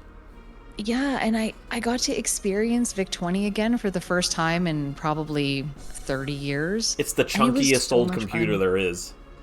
Oh, there's something just about sitting there with the data set and typing in the search and waiting for it to pop up and then loading up the game. But like the graphics, and they were the chunkiest, biggest letters that I've ever Oh seen on a yeah. computer screen. I love it. I Hmm. loved every part I of that. had the I streamed Commodore that. 64, which was right after it. Yeah, I never played a 64, but I've seen so many cool They're games so for it. good. Yeah, the VIC-20 stuff, man, it was just like nostalgia city for me. And I sat in my little game room here with a grin on my face for 5 hours searching tapes. I made tapes. I went on an adventure to find games on the Yeah, I was gonna internet. say, you can just make tapes. You can literally plug your iPhone or whatever, your Android, into a audio jack and like just literally play MP3s, and it'll be the games into your VIC-20. Yeah, I didn't quite go that far. I wanted to do it legitimately Oh because yeah, I it's cool had to have the tapes there. yeah, I had the data set player, so I wanted to make that work, and that was a feat, I tell you, to get the to record properly Mm-hmm. and be like You have to have the readable by the tone VIC-20. correct. Yeah, and like the volume of it as well. Yep. So it was like a whole deep dive that I did trying to find out how to do it. We spent probably 3 days trying to Just trying to research how perfect to. it. Yeah, and I finally got it, and it was so much fun. I got to stream that again We because always had the discs. I still have all my family's collection of discs in the basement and stuff, so it's cool to like boot up a game and see your high scores are still on there. that is so cool. Yeah, it's like you see, like, your sister's name sucks or whatever. I just a bunch of family rivalry stuff in there. Yeah, yeah. I do love coming back to the Atari 2600 a Mhm. bit. I loved Pitfall 2. I think that's a game that cracked me up the first time I played it so hard. It's kind of Just be advanced for the Atari too. Yeah, well, it was actually just the moving of the music into the minor key to punish you And when you your dude is like stands still while he gets teleported, yeah. sadly, to his last checkpoint. Oh my God, I laughed and I laughed. I thought that was the funniest thing. And I don't know, that's the first kind of longer game from that generation that I had It's played. it's one of the the actual games that are like winnable. Yeah, it tickled me to no end, and I busted out once in a while. I think I might have uploaded a playthrough, my first playthrough to YouTube. It's buried way back, probably not even in a playlist. It's just in my in my video Well, that's the back beauty of catalog. search bars. Yeah, and just it was so silly. Like all the colors are wrong because the capture was weird. It was Yeah. one of the first times we tried capturing from that console. We had done like a composite mod to because I had 6 Ataris and we had gotten a seventh at one point. Yeah, So we you're like, why not composite just modded try to one of mess them. with this one? Yeah, and so yeah, it's a train wreck of a video, but holy smokes, was Is it there ever any fun? videos over the years that you have privated or hidden? No. Well, actually, old stream VODs, I had a few of them up. I just privated them mostly because I try to keep the Twitch experience as a separate thing, like the live experience.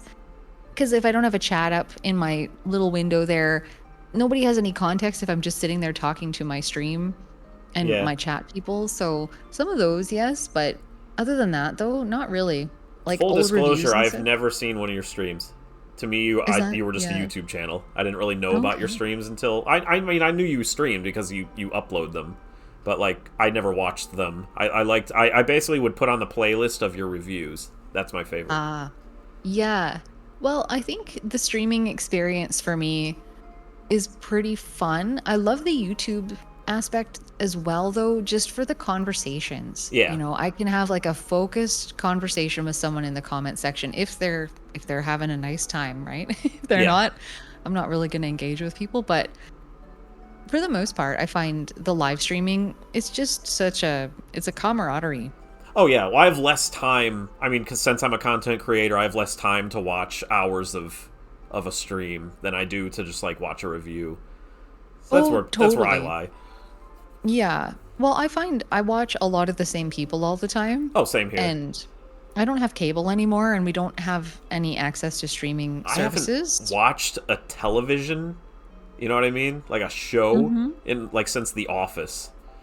Oh, geez, It's been a Wow. long time. Mm-hmm.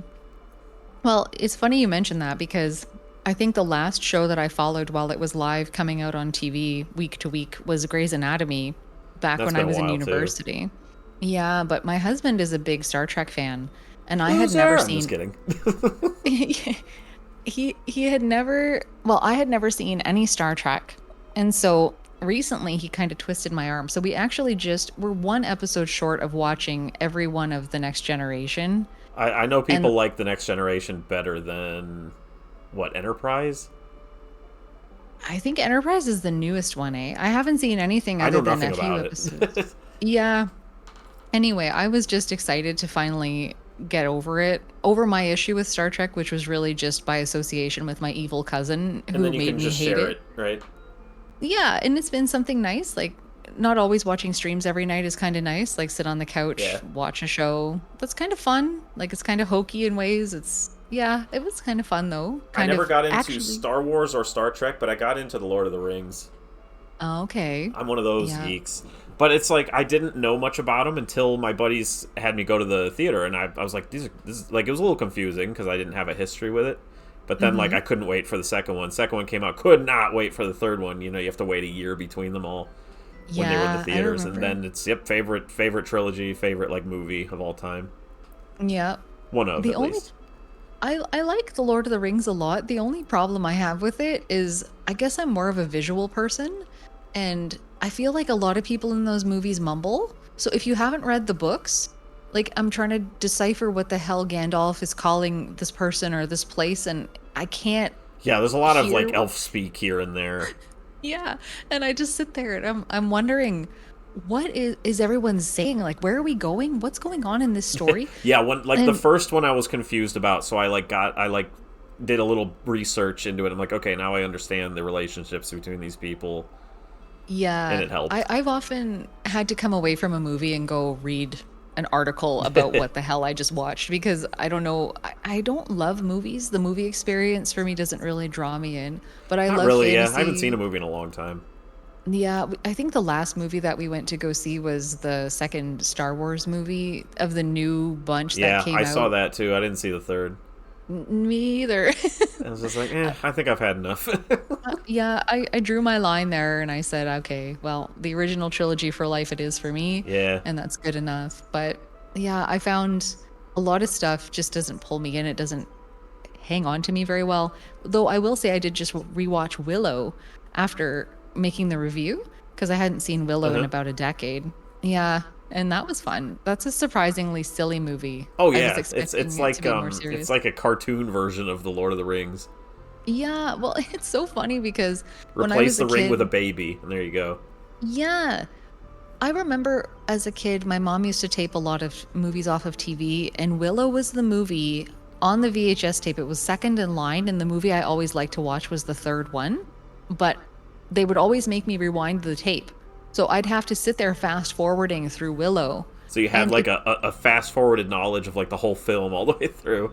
pretty much, and I hated it because in fast forward mode, it just looked like people were walking forever. Yeah, And I know people have described Lord of the Rings as the walking yeah. movies, right? And Willow is very much the same, but it used to be a point of contention for me. I'm like, I think I hate Willow. Oh gosh, I had to fast forward it 8,000 times. How can I like this movie? Me and my buddy at work still call each other Pecs once in a while. Yeah, that's Because cute, I eh? remember Mad Mardigan hanging in the cage like, oh no, a peck with an acorn! What am I gonna Yeah. do? Gosh. So stupid.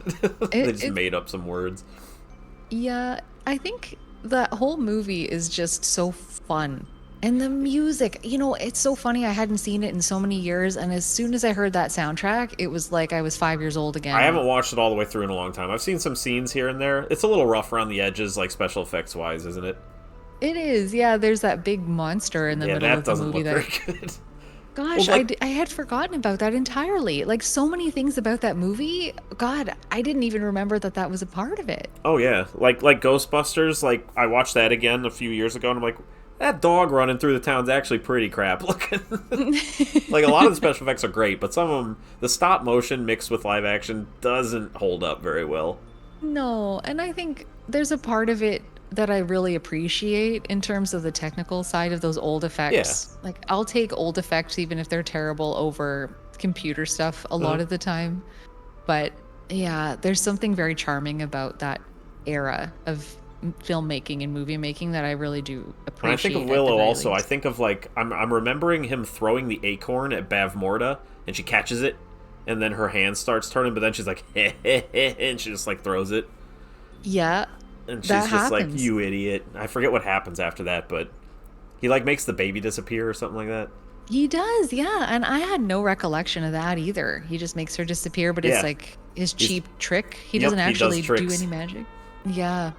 Well, the TV show's coming out, and I'm curious to know what that's going to be like. I just brought that up not that long ago too with my friends. And I was like, I can't. Like, the guy looks fantastic for how long it's been.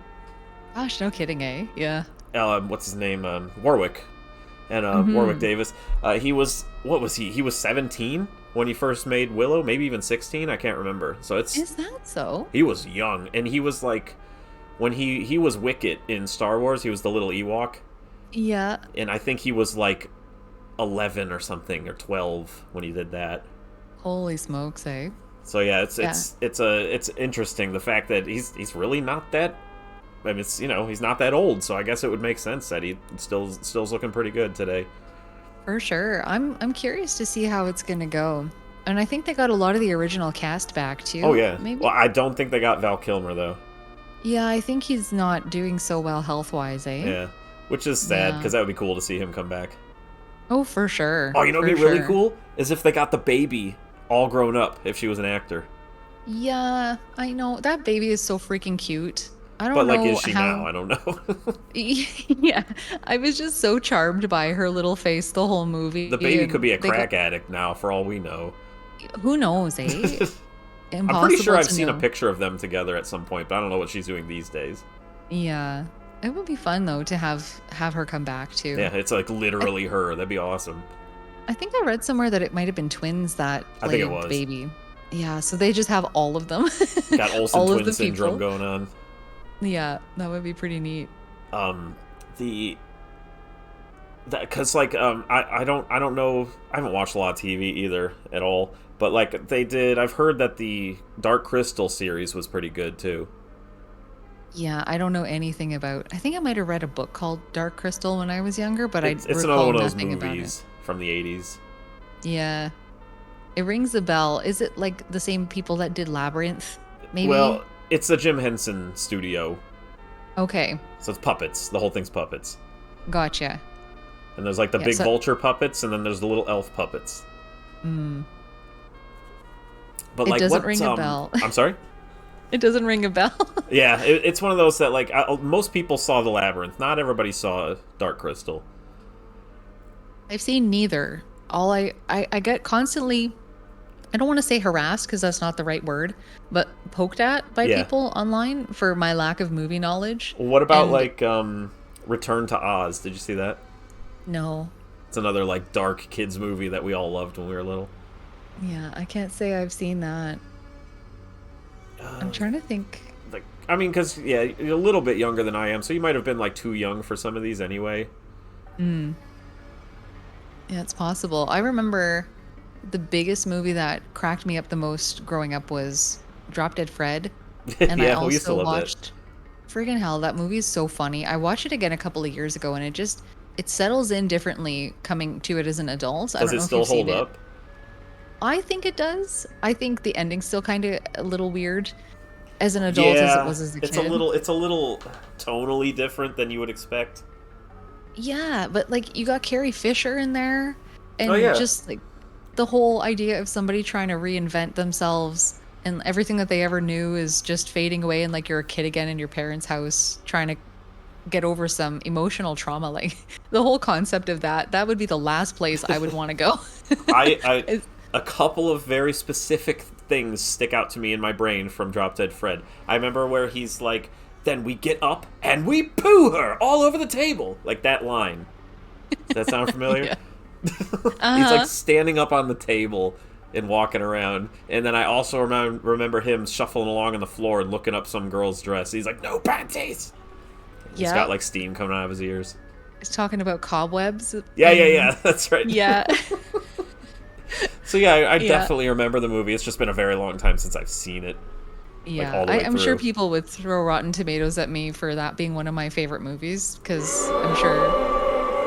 See, they don't like that. Yeah, I know it sounds about right based on what I've gotten off of the internet about my movie tastes, but what I are you have gonna horrible do? taste in everything. I can never blame anybody for anything. Yeah, I definitely don't really gravitate towards the same types of humor that other people do either in I have terms of movies. extremely bizarre sense of humor. Like I like stuff like Tim and Eric and just like outlandish, stupid things. Mm. Yeah, I don't know that I've heard of that. Oh my god. No, I'm kidding. What kind of what's like a comedy, a show, a cartoon, a movie? Like what kind of comedy is your bag? I would say probably the thing that makes me the happiest to watch is King of the Hill. Oh wow, yeah. That's not what Yeah, I expected. no, and I don't know why I laugh out loud every single episode of that show. There's always something that makes me laugh out loud. And I'm not someone who will laugh out loud a lot at humor. Like I I'll be really that don't either. person. Something has to really get me to laugh audibly. Yeah.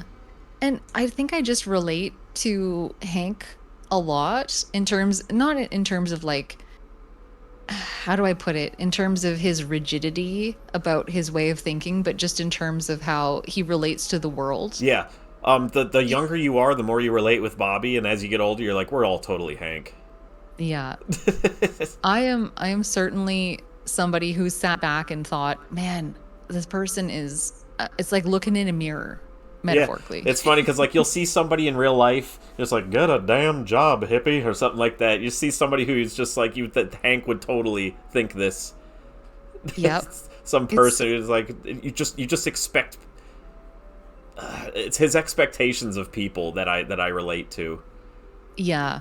And just his general desire to want to love everybody but not being able to. Yeah, Just because of his own limits and his own limitations of his personality and you know, I don't know. he He's means so well. relatable.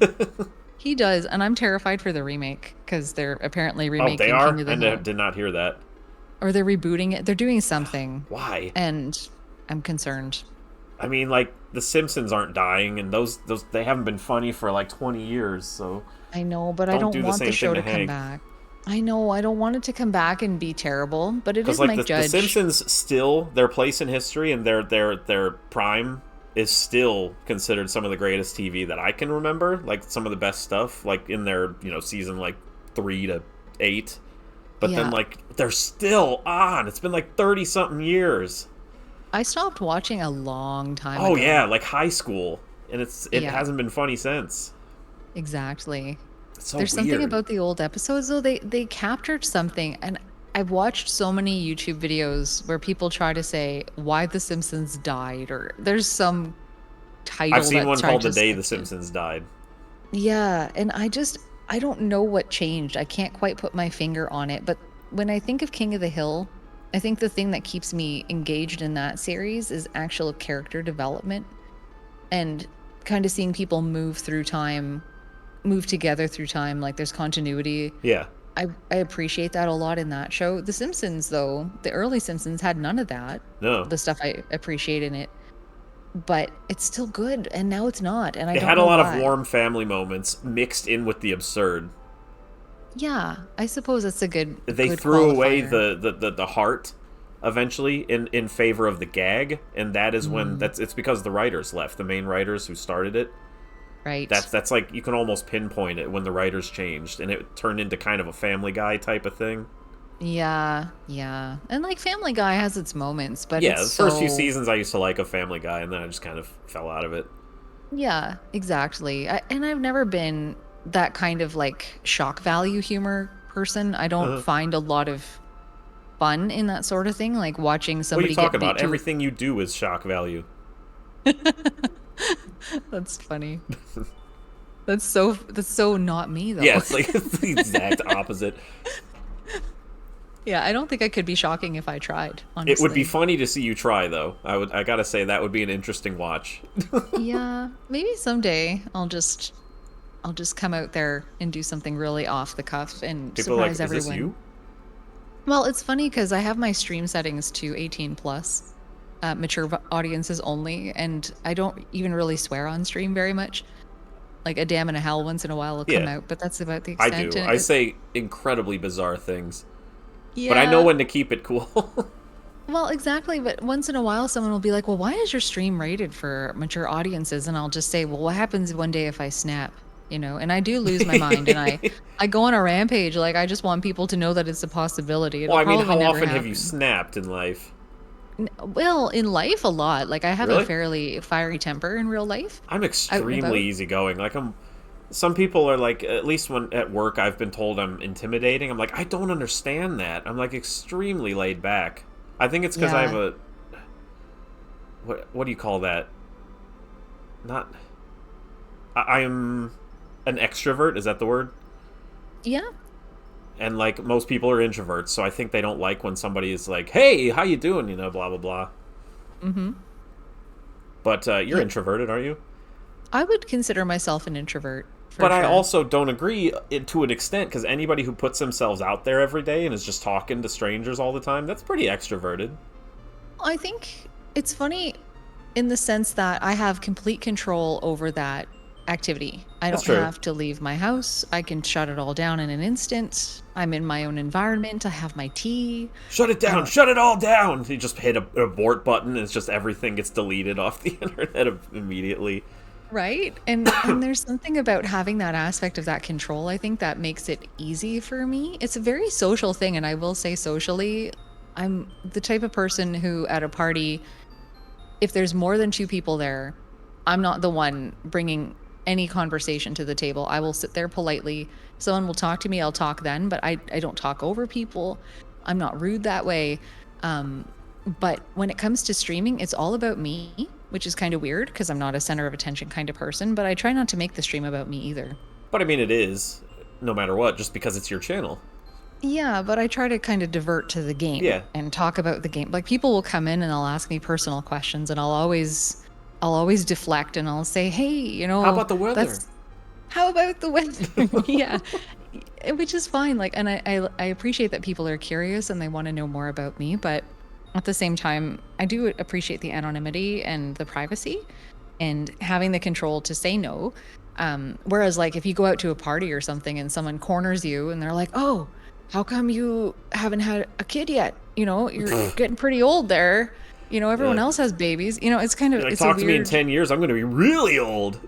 Well, that's right. And it's just it's the weirdest thing. It's so different than any other social situation I've ever participated in and I'll often have people ask, "Well, are you going to come to a convention? I'd love to meet you." And I think that that sentiment's really nice and I would love to go, but I'd also probably immediately wilt in that You just type shut of down. You're just like, I don't want to be yeah. here. Well, it wouldn't so much be not wanting to be there, but I think more just the overwhelming feeling of what happens if people don't like you? You know, they know you as a voice on the internet playing a video game That's and the then they best meet part. I would you. love to go to a convention. Everybody hates me there. I'm like, but like this is I get to be the bad guy today. Yeah, but I don't like to be Obviously, the no, bad I'm person. kidding. Yeah, I don't know. Yeah, I just feel like as much as I would love to meet people, I also wouldn't want to, rub anyone the wrong way and like I'm not a terrible person either. Like I'm I not don't saying I'm know. going to meet people and they're going to come out and be like, "Oh, as if," but it's kind of a fear that I've always had that people will meet me and they'll just be like, "Oh, Well, okay, well, I've been non-anonymous on the internet since the internet, so I don't really care. Like, I started my channel in '06. okay, wow." It's 13 years of I had like 80 subs for like 13 years. Holy smokes. And then it exploded. But like I made a movie when I was 18 years old. It was in the Cleveland Film Festival. That's the first thing no, it's not the first thing I put online, but it's the first thing you see when you go to my channel. It's called Disaster Squad. That's where my name comes from. And Okay. so like my face is already over there. I've shown my name, my full name, my face, my town, like everything is on the internet. I don't care anymore. It's like whatever. Yeah, I think I would be a little bit more open to sharing personal information if I hadn't had, like, I've had a couple of kind of weird experiences with I people. don't think anybody should do it. I'm just saying it's already out there, so I don't care. Yeah, I think I went into this whole being on the internet with privacy in mind because, like, and I don't talk about career very much at all Yeah, on the internet, I but do. I talk about my day at work, and I'm just like, oh, this idiot was this or that. yeah, I think I wouldn't want somebody trying to track me down or showing up in that capacity, or even like, and this might come as a shock, but there's not a lot of people in my real life that really know what I do on the internet. Like, I don't have family and friends that subscribe to my YouTube channel. I don't have family and friends that come out to my streams. Like, it's Yeah, completely I mean, I don't anonymous. have family who does. Yeah, I Yeah. see what you mean. Like my real life family and friends really don't either. It's more just my online pals. Yeah, and I certainly wouldn't want people coming in and being like, "Hey, did you talk to grandma yesterday?" Like I don't need that kind of It's a weird personal. crossover. It is, and then you can't really control other people either, and you can kind of say, "Well, I want my privacy respected," but then they come in, maybe use your first name or start Yeah. asking you questions about work, Well, it's one of those and things where like you can keep the internet at arm's length, but you can't keep like uh, it's hard to keep family and friends in real life out of arm's length. But at least you can control this. absolutely, yeah. And like people know that I stream or I have a YouTube channel, but they don't know my screen name, and most of those people are too old To or like care. out of touch to care. Yeah, they're not going to be showing up anyway, but So I let's say still don't this: want what them. would change about your channel if you face cammed the whole time? Oh Can God, you I imagine? don't. No, I couldn't. I honestly, when I play games I have my in a hands stream, captured in a cartoon, so it's not really. I could just hit the webcam button, I guess, but I'm just like, they don't need to see my ugly face. Just well, do the glorified version, the cartoon version. yeah, well, I don't know. For me, it's more. I just like the intimacy of sitting on a couch in the dark and playing a game. Like I see people streaming at a desk with a lamp in their face. It's like 12 o'clock at night. Like at that point, I'm starting to get ready for bed in my mind, right? Yeah, I don't I'm want not gonna something. go get made up for this. Oh God, no. And like, I'm not the type of person who wants to have to come home from work, have a shower, do my hair, put on makeup to go sit in front of a camera to stream a video game. Like, no, thank you. I'd Do you rather ever just wonder if you be. would have a lot more followers if you did? I've actually had that thought a lot, actually. Girls have it made when it comes to Twitch. Nobody wants to see my stupid face on there. Yeah, I don't know. I kind of do agree that At least women in a do have sense. an advantage. Yeah, there is an advantage there that is undeniable, but I have never considered kind of Your going gender that has route. nothing to do with your success. You just make good content. Well, and that's what I've always kind of hoped. Like, even in the choice of the screen name, I didn't put my name in it. Yep. I didn't make it something sounding too feminine. There's an A at the end of it, but Well, that's just the name that's of another the. good another reason why I'm glad you don't face cam and stuff, because your merits and everything you're following has not been because of any of that. Yeah, and I certainly wouldn't want to ever have to sit there and wonder, am I having success because of my Am I boobs? popular, or is everyone just like, oh, you're pretty? Yeah, and like I've never really, and like just between me and you, I've never been somebody who's felt like I'm a bombshell. I'm just an average person. Yeah, I'm an same here. average looking human Just being. an average douche from from Ohio. Yeah.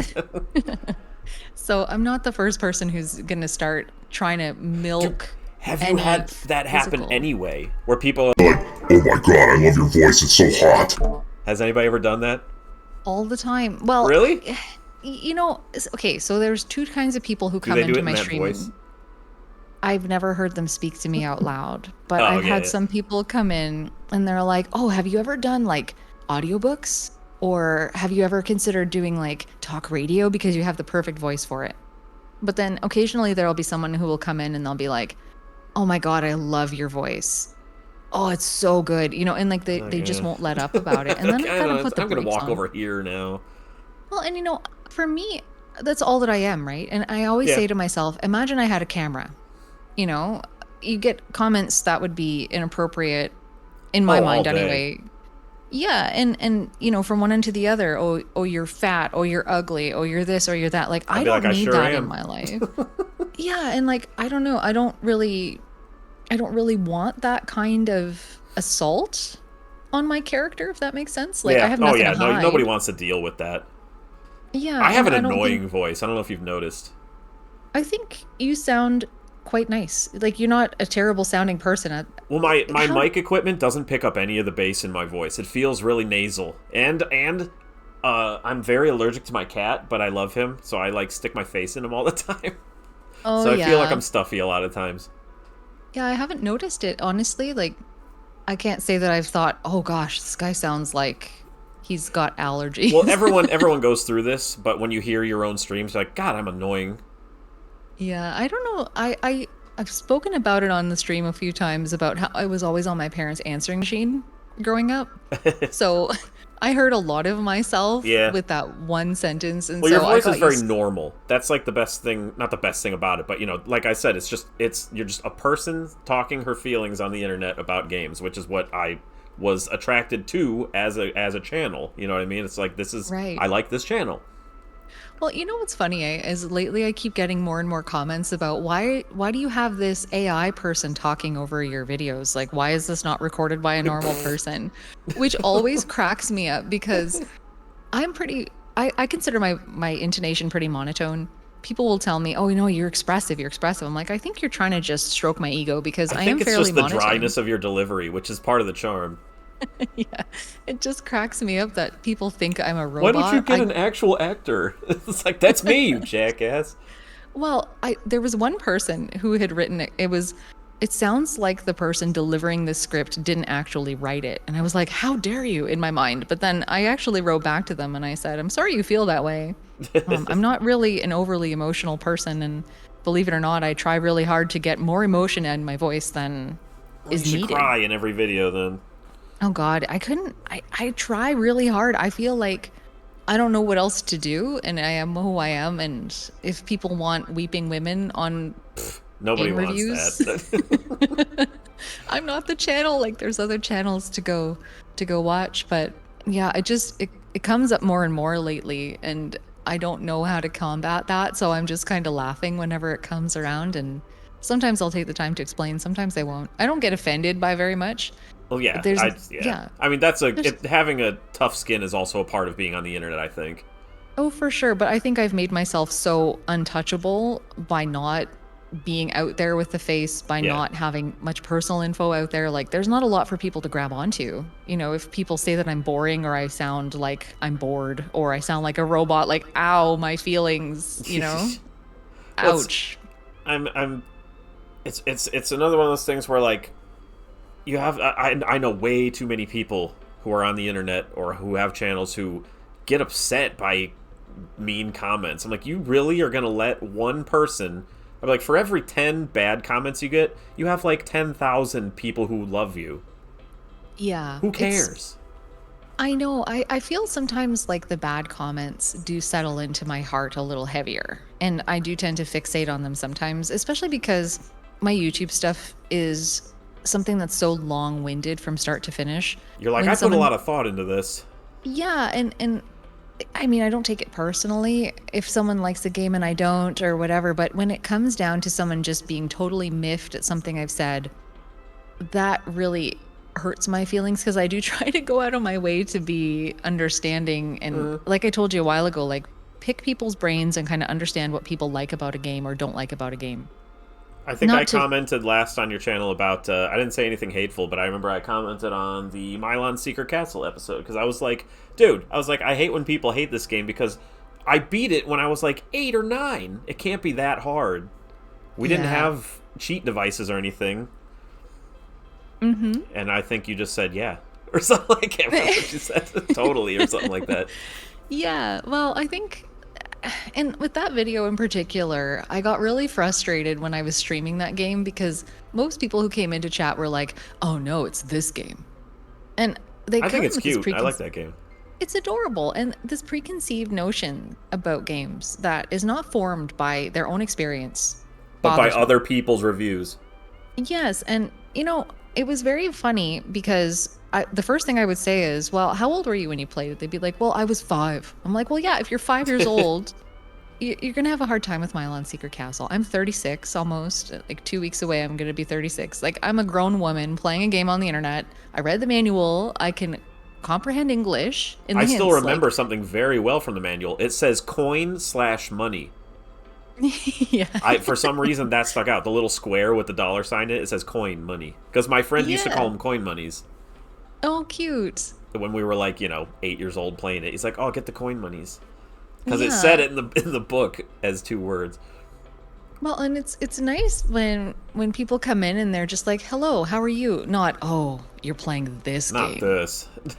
And I can't stand that attitude. And I've ranted, as much as you can consider it a rant, I suppose, about people bandwagoning. Canadian And ranting is probably like, hey, you're being very disrespectful, eh?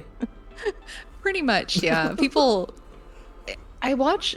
As a side note, there's this very nice man from the UK that I've watched stream a few times, and he watches my stream all the time. And his insults when he was calling out stuff in an RPG at some enemies that were giving him a good shakedown, I was cracking up at his insults. And he says, "This is what it's like watching you."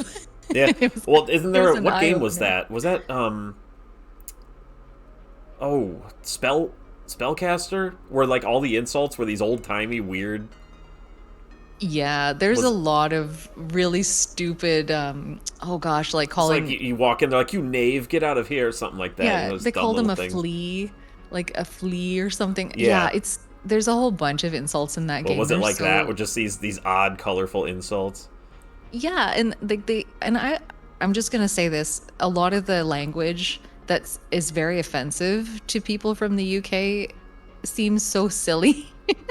Like there's some words that they'll throw out there that I just have a grin on my face the whole time Oh, when yeah. people are getting mad at a game, and to them the words, of course, are very, Are very horrible, but it's like, this Are- just sounds kind of funny to us. I don't know. Yeah, exactly. And I don't know. I have a bunch of folks that I watch on Twitch from the UK, and I'm trying to think, who do I like? I like a lot of UK people. I think Lonely Goomba, I watch him. Do you know him? yeah, I don't even know if he's from the UK, but he has an accent.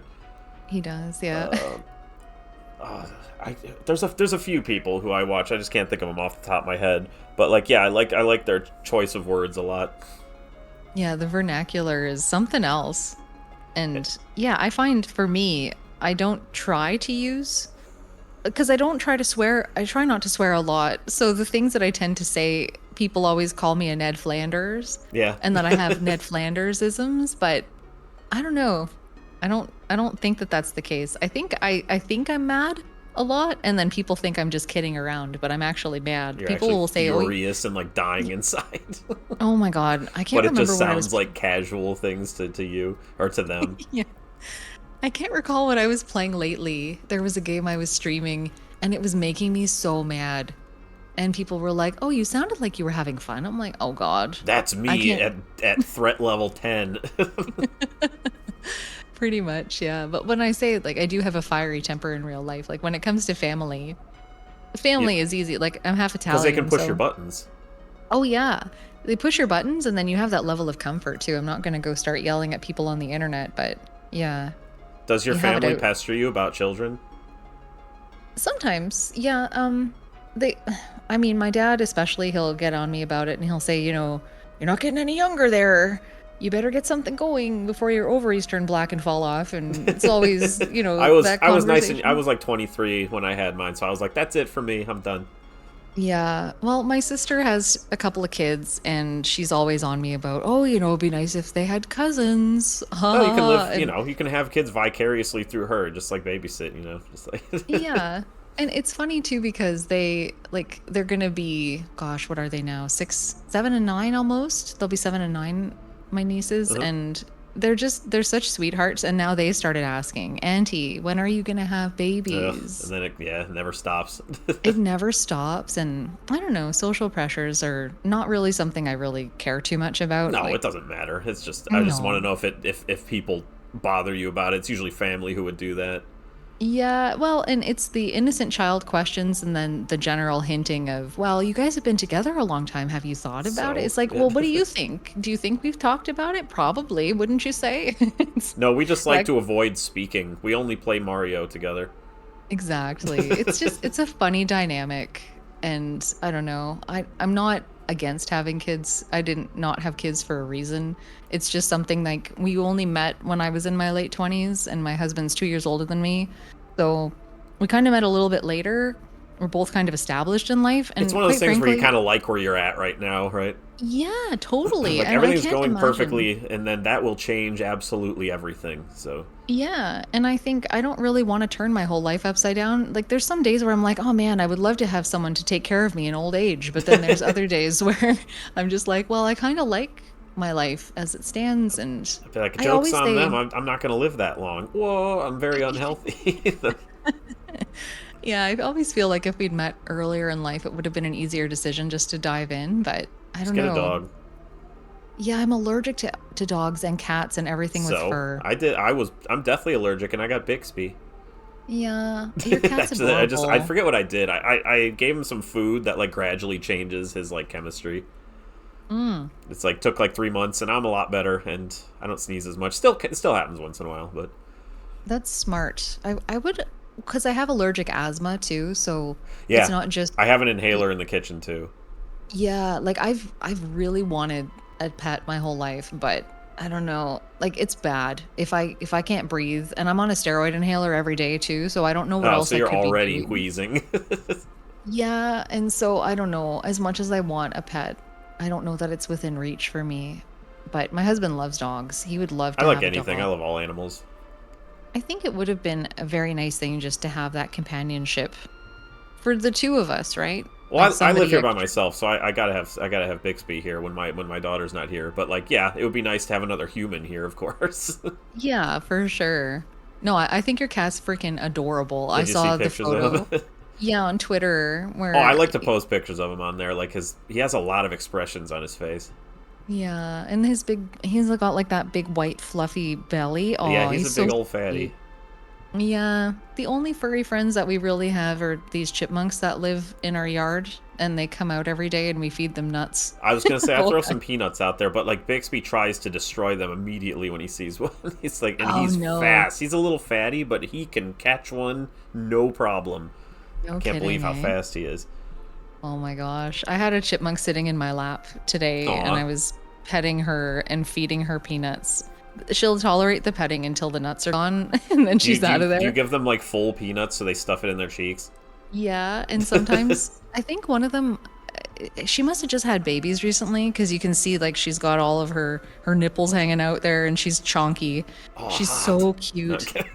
And she'll just like rip out a peanut shell and just bust out a peanut and just sit there in my lap and eat it because She's she's like, this is nice to obviously get away from the kids for a minute. yeah, and like she's feeding, so she needs extra food. So I'll bust out bananas or whatever else, ever fruit is kind of a little Yeah. bit too ripe for my tastes, and yeah, she'll just You're just giving them your nom. trash. Pretty much, yeah, they love my trash. Yeah, squirrels especially love corn. It's kind of Oh yeah. unreal. I had a grocery delivery a long time ago where the corn was kind of off, and instead of I got my money back for it, but I wasn't going to eat it, so I just threw it in the Just toss it backyard and out there. Yeah. yeah, and this this squirrel just sat there eating row after row. I'm like, how are you fitting all of that Yeah, and the inside cheeks of get you? fatter. Yeah, it was crazy. And or then or it's a also, squirrel. So do they have cheek pouches? I forget. I don't know if they do. I'm I not forget. I sure. think they do. But like chipmunks are known for it.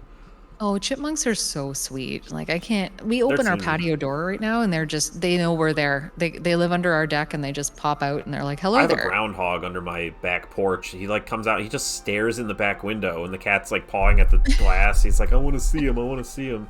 That's so funny. It's Do you do strange. They just anything yeah, for he's him? just sitting there. Big old fat groundhog just looking in the back window all the time.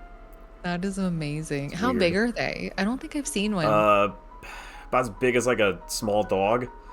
Holy smokes, I'd eh? say the size of my cat. Oh wow. And do you have a bunch of holes in your yard from him? There's one. I know where he Yeah. goes. He goes underneath like the cement pad, but like in the backyard there. But like my That yard's is fenced in, but I can't let my cat go out alone. He will hop it if he sees some kind of an animal like that he wants to Mhm. chase. So I gotta watch him. But I Oh, do for let him sure. go out with me. You take him on walks? No, No? no. I just let him. The backyard's completely enclosed, so I just put him outside, and he like walks around and rolls and sniffs everything. Gotcha. I've seen some people that will do like the cat leash and they'll bring their cats out on I adventures and kind of stuff, but he's super social, so I kind of would like to try it, but I have the feeling he's also a butthole because he totally is. So he'll try to like run or something. yeah. It would be funny to see how he might react though, Yeah, like just taking him out. he Because if hates the he's car. I've taken him in the car. He just oh, meows the whole time, walks all over everybody. yeah. It's got to be so confusing for anybody that doesn't understand Oh what's yeah, going like on in a vehicles. car. Yeah, But it's yeah. funny because like the day I took him home, you know how you expect an animal to like hide for a few days till they're used to their environment Mm-hmm. or whatever. No, he's oh boy, he's like running around everything, sniffing everything, and he was so happy. He was purring the whole time. So I Aw. was like, oh, he likes it here. He was because he was like a rescue. I got him. He was like off the street somewhere. I was just gonna ask how you came to have him. Do you know how old he is? Yeah, he was 6 months when I bought him. He was like 5 months, I think. So yeah, he's about 2 now. Oh, He's still a that's baby, but he's a big fat baby. What was I gonna? yeah. I had another thing. Oh yeah, I was gonna ask you like what sort of besides obviously gaming, Twitch streaming, and all that. What kind of hobbies do you enjoy? Gosh, I don't know if I have hobbies outside of gaming That's these what a days, lot of people really. on the show say the same thing. They're like, this is kind of like my main hobbies. Yeah. Yeah, like I have houseplants. I like houseplants, but I can't say that I'm very good at keeping them necessarily. I'm not the one of the two of us that's good at it. Are you like I got musically inclined at all? no. No. No, not really. Like musically inclined in the sense that I've played by ear a lot in Hmm. life. Like I did a whole bunch of bands in high school, but I could never read music. Oh, So gotcha. it's a big limiting factor. I love playing music, but I'm not good at learning What'd you it. play? In band, I played clarinet and alto sax. I was an alto and a tenor sax. Yeah, I was always good at that. I just never did anything beyond high school, or who the heck plays Yeah. anything a saxophone outside of school anyway. Oh, for sure, right? Yeah. Like I played a little bit of violin as well, and that was kind of my big thing that I really loved the best, but again, I never took lessons and Never I did it seriously or anything. yeah, like not being able to read music, it's so limiting. And it's people always say, "Well, I bet I could teach you." And I've been trying to learn since I was a kid. So I don't know. I'm not sure that I'll ever be able It's one of those things that to you kind of don't want to put that much time into it either, because you enjoy other things more anyway. That's right. Exactly. I've always kind of loved banging around on a piano too, but Hmm. again, like by ear, I can pick up a piece of music okay, but if it's got complex chords in it, I can't hear them. I'm like, "Well, what is that note?" I can't find them usually. So I get frustrated when I try Back to learn stuff. how the heck long ago? God, it's been 15 years now. Dang. It's like I hate thinking back to how long ago something was, but I was in a band for about 3 or 4 years. I think it was No like 3 kidding. years. I was the lead singer and rhythm guitar player, and we played out quite regularly. And me and my buddy, he was the bass player. We still to this day, we're like, if we got another guitar player, we'd do it in a second again. Oh my gosh. We played That's 50, awesome. 53 songs per set, and we 4 hours of music we would play at bars. It's good times. That's wow. So what genre of music would you say Just that your like band was? AC/DC, Ozzy, Guns N' Roses, uh, you know, uh, That's awesome. all the way up to like Rob Zombie and stuff like that. So kind of more like a cover band sort of thing? Yeah, all covers. We did all covers because when people are drunk at a bar, they just want to sing along with stuff they know, Yeah. and it was fun. You're just like, hey, let's learn, "Mama, I'm coming home next week" or something. So then we just work on a song, and yeah, eventually we had 50 in our belt, and we're like, let's play out, and we did. So we did that for a couple years. We Wow. made cash, Good times. I bet. And You then know, if my lead guitarist, the guy who knew every solo, who did all the cool stuff, just got married and left. oh shoot. Yeah, and it's hard to Yeah. get a replacement. Hey, do you know 50 solos for classic rock songs that are really hard? It's like that's hard to replace. Gosh, yeah. That sucks. I'm sorry that that happened. It It's all sounds good. like Like it's good memories, good stuff. Is a lot of fun. I wonder if yeah. my voice is different nowadays. Like, can I even sing anymore? I don't know. I haven't done it for so long.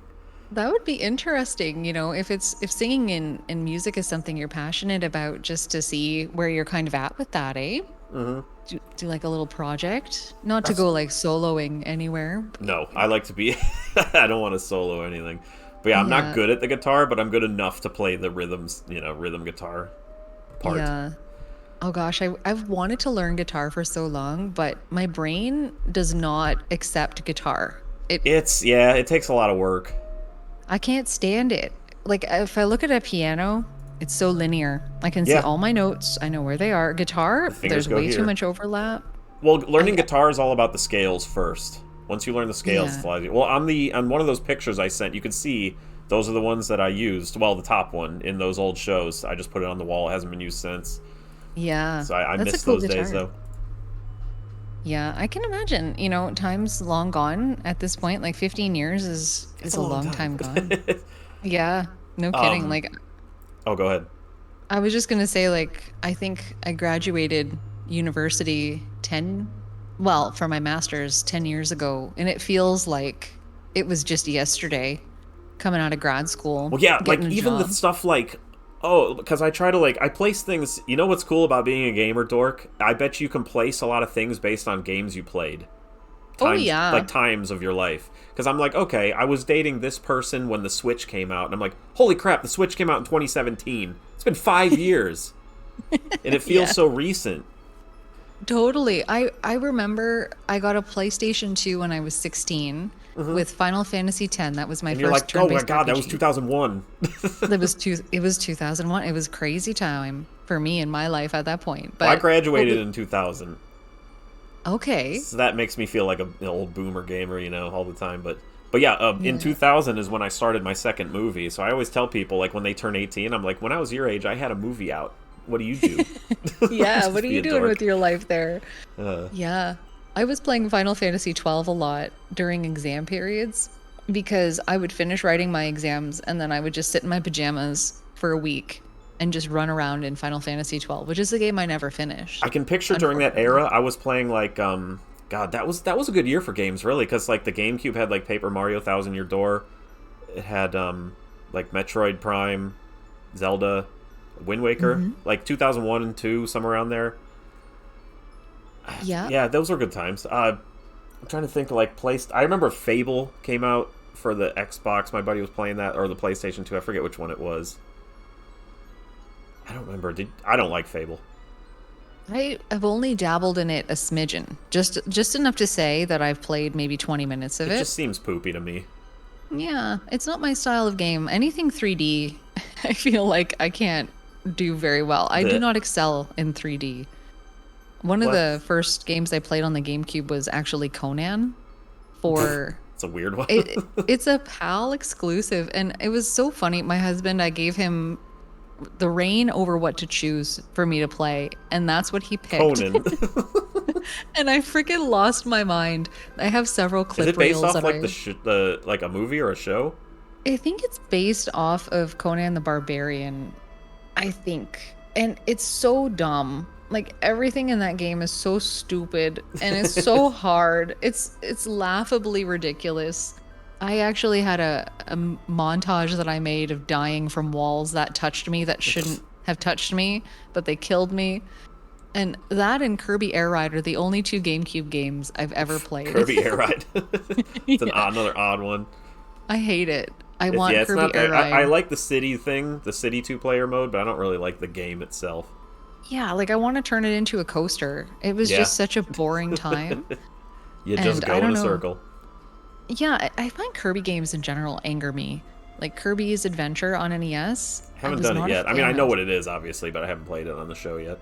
Oh, for God's sake. There's something about the controls in that game that drove me nuts. It's like when you land from when you're floating, You there's a have to push stall. down or spit out the air, right? Yeah, and then like you're frozen there for a moment. And there's some kind of it feels like there's an interruption in your movement that Oh leaves you yeah, no, vulnerable. Kirby totally stops and starts a lot. Yeah. I Yeah, totally and get I what got you mad. mean. He has a lot of stuttery movement. There's no flow from one movement to another. Yeah, exactly. You And don't keep your momentum when you're doing something. no. You can dash in that game though, which I never Mhm. used because I Yeah. have a tendency not to run when I play games, which angers people because I played a lot of Donkey Kong Country on Super Nintendo without using the run button. And I That seems a little hard. right, and I made it really hard for myself for a while because yeah, I don't know. I But had Donkey Kong Country is a game with great flow. That game has a lot of forward momentum in it. yeah, and I know I eventually got around to Donkey Kong Country too, and I wanted to tear out all my hair Oh, that's a because of tough one. some holy jeez, like the last parts of that game were the worst for me. So hard. I just And went through people 3 on my own just for the heck of it in my basement not too okay. long ago, like a month ago. I've never played it. That's great. I still have yet to play 3. It's I didn't okay. grow up with the Super Nintendo, so I'm still really behind on a lot of the well-beloved games. Yeah. And most of them that I play I don't like as much as other people, so yeah. Super Nintendo's not my jam, I don't think. I love NES and Master System and Game Boy. Oh yeah, I can totally tell that's your jam. Yeah, and like lately, I try to keep my channel pretty diverse in terms of what I put out, like mixing up different publishers or different consoles or whatever. And in this particular case, all I want to do lately is talk about NES. So I feel like I'm going to have a lot of NES content coming out, and hopefully people That's do good. not I love revolt. NES content. I bet you do. Yeah, that's Yeah. that's my jam. Like come on, hey, it's Bixby. He's like trying to pull my cord out for my arms. Don't do that. Aw. Well, I mean, I like all types of games, so it's hard to like pay. You know, what is your favorite genre? Is it RPGs No, I don't know that RPGs or like the are action? I should not. I guess I should specify the Act 2D side-scrolling action RPGs, I would say like yeah, side-scrolling action platformers, like Link, adventure platformers. Zelda 2 type things.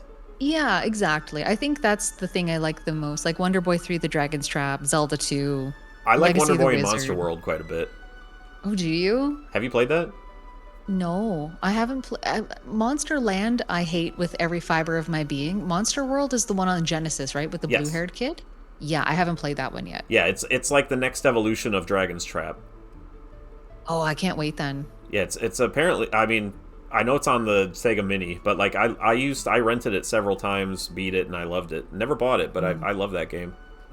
Yeah, I can't wait for that then. Because I've been wanting to play more Wonder Boy likes, and definitely something that caught my attention. Have you ever played Cheeky Cheeky Boys? Yeah, I got it downstairs. Oh my God, I loved it. I never it a played couple of through it all the way. Fridays I ago. played it, but I never played all the way through it. I just love the name. It's so great. Yeah, I got crushed. Like it's so hard to Which get which used character to. did you pick? The blue guy. Blue? The red guy is, oh God, he's like a magic user, I think, and he's Yeah. weaker. I'm like, God, no, I'm not going to pick that. You get 5 attacks the whole level? No thanks. I'm going to go with the guy who I can reliably attack with for free, and I don't have to worry about consumables. I had So- I had a list at work that I would just keep writing. Every once in a while when I would think of a game, I would just put it on the pegboard at work. I'd be like, it was a list of game names. It's like, are they real or not? And Cheeky Cheeky Boys was one of them. I would make people, I'd be like, pick 3 games out of this list that you think are real. Like, because all the names sounded ridiculous. And they would pick a few. I'm like, oh, they're all real. Like, all 20 or whatever. Like, Tongue of the Fat Man and stuff. Like, just these idiotic sounding game names, but they're all real. Yeah. There's one on NES. It has the word drunkard in it, and I always Yeah, Master Chew and the Drunkard Who. That was on the list. Yep. yeah, I was like, how is that a game? Like, why is that a thing? It's Yeah. it's one of those baby blue cards that's a unlicensed piece of trash. Okay. Ooh, Oh, that I was gotta play another- Spiritual Warfare soon. I forgot that. Like, that's one of you reminded me that I wanted to play. Please play it, and I hope that you'll let me know what you think because that game cracks me up so much. I know what I'm getting myself into there. I haven't sat down and actually done it yet. I know I'm familiar on a surface level at least of all 700 something NES games. It's just I have some I haven't delved into yet. Well, I'll say spiritual warfare is fun. It's not. It's everything I wanted it to be. I've heard it's one of the best unlicensed games. It exceeded every expectation I had of it. I expected it to be kind of broken in some ways and kind of crappy. But as a game on its own, like, take all of the religion out of it if you want to. And it's honestly, as far as I remember, there's barely any religion in it. There isn't much except for the part where you have to, like, to regain life, you can answer Bible questions, right? Yeah. Yeah, and most of those games by Wisdom Tree did have quiz questions in them. But yeah, there's really not a lot of, like, you know, religion being pushed on anybody. It's just like, yeah, the themes, but... Yeah, it's very thematic, you're right. And I guess apart from those quiz questions, it's not too heavy-handed. The manual is extremely heavy-handed. If you read the manual, it's just it's like one of those little pamphlets that people leave in a public place for you to read, those little comics. It might as well be, yeah.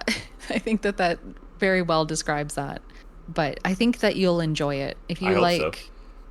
Oh, I don't doubt it. Like, I loved Baby Moses and David and Goliath and that Noah's Ark game on the Bible. I forget what I gave that, but I did beat all 3 of those.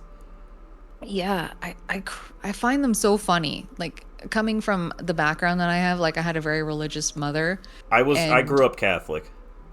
Yeah, me too. So it's just, you see the stories that you kind of grew up with. Like, we grew up every Easter. Turned into such a joke where you throw him in the river. Yeah, you know, like we watched friggin' the 10 Commandments every single Easter on television, like that 6-hour movie with that bronzed man who was also in that chariot movie that I can't recall. We watched that every Easter growing up, and Baby Moses is just and they're like, so dumb. You forgot Baby Moses. Like, bitch, I threw him in the river. I did it on purpose. I used him as a weapon. It's like, I didn't forget him. Oh my gosh. But yeah, you gotta go back and get him. Yeah, I spent all my time yelling at the people that throw him in the river because I get offended. I'm like, how dare you take my baby? Oh yeah, they knock him out of your hands and just wing him, don't they? Yeah. He's just kersplash. He's just gone. Gosh, it's so funny. Have you ever seen the speedrun for that game? No. It's like maybe it's just over a minute. It's under 2 minutes long. Like, you trash Baby Moses in the water and you glitch to the end of the game. You can, like, run along the bottom and, like, not do anything. Exactly, yeah. I know quite a few speedrunners on Twitch that I watch regularly. And yeah, I saw that one day and I was howling. I'm like, as if you can do that. Yeah. Just break the whole game. I forget, like, I think it was David and Goliath where I was like, that was really actually short. And, like, there's only one spot of it that's actually hard, like, right before the end. Other than that, it's like a slog. Oh, totally. It's those stupid crabs on the platforms as you're trying to ascend right before you go fight Goliath. Yeah, they, like, knock your ass off, and it's so bad. Yeah, and good luck avoiding them. That's... Yeah. Oh, God. I'll take those flying boulders all day long, but those crabs can eat it. Like, I hate them. And I can't stand... and I came to dislike Noah's Ark a lot more because I was like, I thought it was kind of a fun idea at first, but it's so tedious. Like, once you get to, like, level 4, it's like, oh my God, can we change this up a little bit? Yeah, and the way that you have to get your animals, too. Yeah. Like, well, it's like, what's wrong with this snake? Yeah. Why can't I take this one? Exactly. I got to the 2nd level and everything's birds. I'm like, how do I catch a bird? Yeah, you just gotta wing the thing at them, just like, you know, whatever it is, a hay bale or whatever. Yeah. I love carrying the big animals in the first level, and then I'm and then I'm done with Noah's Ark. It's not my favorite on that cartridge, but I do love King of Kings a lot. The Christmas game where you play on the camel. I have Bible Buffet in the box. I haven't played it on stream yet, but that one's awesome. Barely religious. Yeah. I actually, a couple of years ago, Wisdom Tree had a Kickstarter where they were releasing a plug and play. I bought the compilation cart from them because I wanted Bible Buffet in particular, and also the one with the skateboarding kid whose name's escaping Sunday Fun Day. Yeah, that one. Because there's no way I'm ever going to be able to buy those with their prices how they are these days. So I have that, and I'm kind of always concerned about the voltage in that cartridge, so I play it on I have a Retro Duo. You're concerned about the what in it? the voltage. Oh, So oh. if it's like a shoddily made cartridge, sometimes Yeah. voltage can affect your console, eh? So I'm always worried about frying my equipment. But yeah, I popped that one into my Retro Duo and I busted out Bible Buffet, and the way that that guy says, "All right." It's got great voice, like, clarity. Yeah, it's great. I played gosh, Front Mission Gun Hazard on the Super Famicom, Yeah. and the way that that was translated, the main character in that game says "all right" all the time, and I always heard it in the Bible Buffet voice.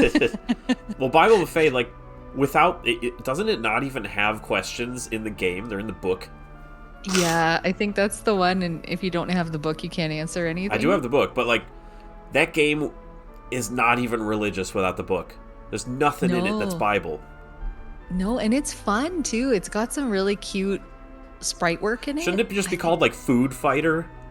It should be. Food but Fighter maybe- board game or something like that. That's what it should be. Yeah. Well, there's like Food Fight on Atari, right? Yeah, there is. Yeah, and there's so maybe they ran out of food games. You I know? guess. But like the fact that they called it Bible Buffet is so strange. It's so dumb. Like it's a buffet of Bible facts. I don't know. It's a weird one, but I love it. It's such a fun little It's a goofball game, yeah. Sorry if I'm starting Yeah. to sound stuffed up like I touched my cat and then my eye like an idiot. Oh no. Yeah, I hear ya. If I touch a cat or I get near a cat, it's all over for me. If Like, someone I has can carpeting still in their see. house, It's just I noticed. I was like, dang it, my eye's itching. Now I'm gonna start Yeah. getting stuffy.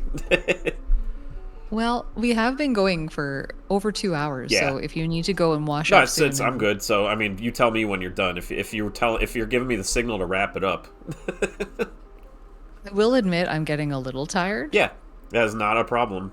Yeah. Is there anything you want to get out of your system? Discuss, question, final thoughts. There was, well, in terms of another question I had for you actually was, when you say you're collecting NES, are you collecting licensed and unlicensed, like everything? Anything that was available in the States. Okay. So no Famicom carts. No, I don't care about the like the competition ones that are like the most expensive. Just if you could buy it in the U.S. at a store, I want it. Okay. Yeah, because it's curious to me because I have another friend who has a near complete NES collection, but he doesn't have the unlicensed stuff. Yeah, I've got So- a lot of them, but not. I have all of the Tengens, a lot of the blue, and I think I have almost all of those Camerica. They're the gold ones. Yeah. Wow. Wait, are those the ones that are like? I'm staring at my shelf right now. I'm like, is that like Fantastic Dizzy? Correct. That's Camerica. Yeah. Okay. Yeah. Like the Quattro Adventure Sports ones, and eh? Adventure. Yeah, those suck. Yeah. Well, Super Robin Hood and is It's supposed okay. to be. It's okay, but Boomerang Kid. Have you heard the music in Boomerang Kid? Ugh. I don't like Boomerang. I don't know about the I music. like the song.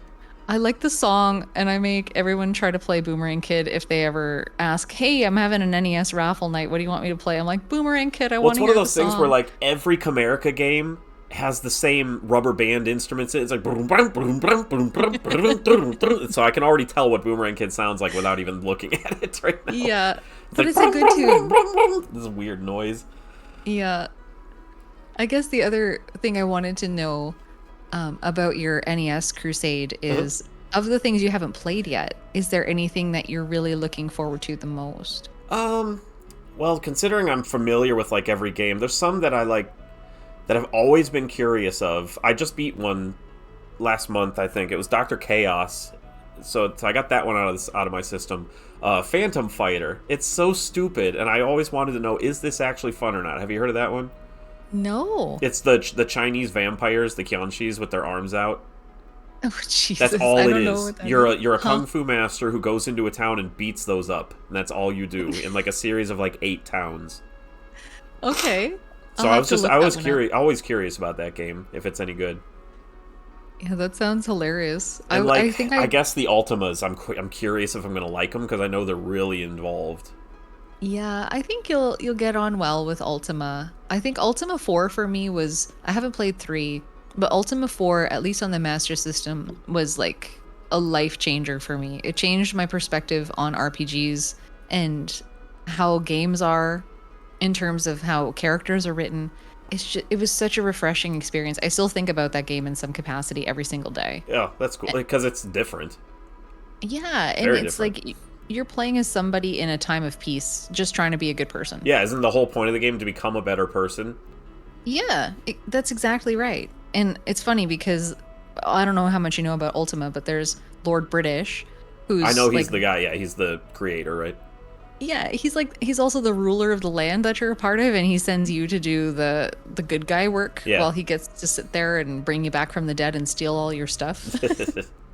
It's so rude. He brings you back from the other realm and he takes your 5,000 gold piece wand that you had to scrape for Hey, forever he and brought you ever. back though. You can't complain that much. I hit the reset button whenever he'd do that. I'd be like, "How dare you, Lord British? I am your avatar, and you are hindering me from completing my quest." I'm trying to think if there was anything I'm sure every time I stop the mic and then I like go sit down or go do something else, I'm like, damn it, I didn't wanted to ask this or something like that. I'm trying to think if there was anything. I mean, it's not like I had a regiment that I was gonna of questions to ask, but I always feel like there's something stupid that I forget. But not like it really matters, you know. No, and I mean, I don't know if you're ever gonna have repeat guests back around, but I'm not trying to invite I'm not the type to Oh yeah, invite no, myself I say back. I'm that all sorry. as anyone who I talk to, you're more than welcome. I very much enjoyed our conversation. So, Yeah, I was gonna say this was actually really nice. well, thank you. I'm surprised that you even responded to me because I'm like, I don't. Nobody knows who I am. Well, I had noticed that you had followed the channel, and I But had not seen a your couple Twitch of your stream. comments, but not the Twitch stream, which is fine. And everybody's got options, and it's fine by me. I'm not gonna sit there and shake my fist and be like, "Harump, how dare you not follow me on all different social Well, media?" I But like to put on stuff to watch when I go to the every time I'm in a development cycle. Like when I made Curse 2 in 2019 or whatever, I put on like 10 pounds. So I'm in the middle of Curse 3, I put on 10 pounds. So it's like I'm going to okay, the gym every day now. So like while I'm at the gym, I watch streams a lot. And okay, my buddy's the Indie Hunters stream at like 1:30 a.m. and that's like perfect. So I usually put them on. But if you ever, I might lurk at some point. So you never yeah, know. well, yeah, and lurk away. You don't even have to say hi. I would be totally happy to have you there if you ever pop by. Oh, no problem. But And but yeah, everybody who ever sees this, please uh, like, follow, subscribe, Hungry Goriya for me because I know I don't have the biggest reach out there, but one of my goals is to get as many eyes on people that I like, you know, because I think they deserve more. And it's a let's see. And if you ever feel like playing a weird old horror game that has combat in it, there's Curse 2 for you. So uh, just don't play the first one. Just watch a let's play of that. I God, might just. I was gonna say I might just have to do that because I do love point and click, and I think it would be a nice I don't time. want you to get a bad impression because like number one was made in 2009, my first project ever on learning how to code, and Hmm. I made it in 1 week, and I just wanted to make a game that was like spoopy. Right. And then two came out 8 years later, or no, more than that. It was from 2009 to 2019. Yeah, so 10 years later. Did I mention that earlier? No, Like the you timeline. hadn't. So I No. made the first one. It was just for my buddies. I put it online, like on a Yo-Yo Games site or whatever. And then in 2018, it got featured for some reason best free Halloween games of 2018 or something like that in PC Gamer. Oh, no And I kidding. was like, what? I was like, that game was awful. Like it's jank. It's really jank. I didn't know what I was doing. But they're like, yeah, Oh they're like, wow. it's got weird issues, but it's a fun little time. And I was like, cool. So then I already had two started back in like 2011, but I just kind of put it on the back burner. But then like as people on YouTube started playing the first one, I was like, all right, it encouraged me. So like in 2019, I released number two, and then that's getting a lot of good reviews. That's And then, awesome. because I just put them on Steam, like a month ago, I put two on Steam, and in Hmm. 1 month, it got 3 to 4 times more downloads and views than it did in 3 years on itch.io and GameJolt. Oh, no So I kidding. was like, ooh, so that's even more encouragement to make three. So I'm very hyped to share three with the world. That's fantastic. And congratulations. Like, Thank you. that's a feat and a half because I've always thought, what would I ever make a game about if I ever made a game? And then I sit back and remember, I have no skills in game making and Well, no way whatsoever. picture if Shadowgate or Uninvited. Have you played either one? Not yet, but I'm familiar with them. Yeah. If let's say there's instead of one castle, there's like many places to go, and you drive your car between them. Okay. That's like how it is, and you solve puzzles, and you're like, oh, I remember that was locked back here. You know, you take that over there. There's spell casting. There's leveling up, that kind of stuff. I'm nodding along. I think that would be right up my alley. Because Tombs and Treasure, I know you got angry and Oh, quit forever. I wanted to like it. I really did. Yeah, but like I adored that experience, and I loved Princess Tomato in the Salad Kingdom as well. Oh, I love that game. Yeah. I haven't So played it on. I have very fond memories. Me and my mother and my sister played that when I was very young. oh, that's awesome. There is. Oh yeah, that's another aspect. All my games are free because I don't have the time to write the music, so I just use music from games. So there's like Okay. a song from Princess Tomato in one of those. Oh, no kidding. I love the soundtrack, and that whole experience was so silly. Yeah, But, but it was like, yeah. wasn't it like surprisingly dark and cool at the same time? It was so Like I can't engrossing. even yeah, and you just never knew it was coming, because Like you're escaping from a death prison at one point, yeah, it's ridiculous, and like and then everyone's fighting dying. rock paper scissor wars with robots. Yeah, well, and also too, like everyone's wilting because they're not being watered on purpose. Like, holy smokes! My It's so my buddy dark. Jack, we were playing. He's never played it, and I made him go through it, and he cracked up for some reason so hard at the fact there's quote unquote wanderers in the game. They're all bums, but Yeah. like one of them was like you walk up to one of them, and then Percy, he's like, he smells like vinegar. And like he thought that was so funny for some reason that a bum smells like vinegar. He just cracked up at that. I'm like, yeah, that's this game. It's a little weird. Yeah, I laughed a lot at there's a corn man. He's like a proper Corn. corn cob. Is He's that like a his name? farmer. Yeah, I don't know what about him made me laugh so much. Did you laugh but when you got to punch Miss Prune and she loved it? Yes. It's like, There's- yes, please do that on my shoulder. Yeah, there's so many weird little quirky things that just make you raise your eyebrows. It's like, what? Why? What It's even just funnier when you happened? picture everything that happens in the game is you telling Percy to do it. Because he's like, okay, boss, okay. And you're like, go punch that lady. She's like, stop, I'll scream. Yeah, it's so silly. And I love Persimmons too in real life. And Do you? now I look at them differently now, having played that game. By the way, that knowing game is how- worth about $120 now. Yeah, So stupid. I know. I got it when it wasn't, but like, it is expensive now. I can't remember how much I paid for mine. It wasn't quite that much, and in Canadian currency as well. What's the thing that stands out the most? Just picture the game right now. Not the game itself, but the cart or the picture. Can you picture the front? Yeah, The I little can picture claymation, little clay people. little Yeah, clay guys. Yeah, that's what made me rent it. I was like, is this a girl game? Because it was like pink. yeah. But then I looked at the back. I'm like, this looks like Shadowgate. What am I doing here? Yeah. Where is this place? And then it was like one of the most. Oh, actually, I gotta say, I gotta complain on that game. There's way too much flagging, I guess you would call it, in the programming world. Like, you can't do anything until you clicked on this 2 times.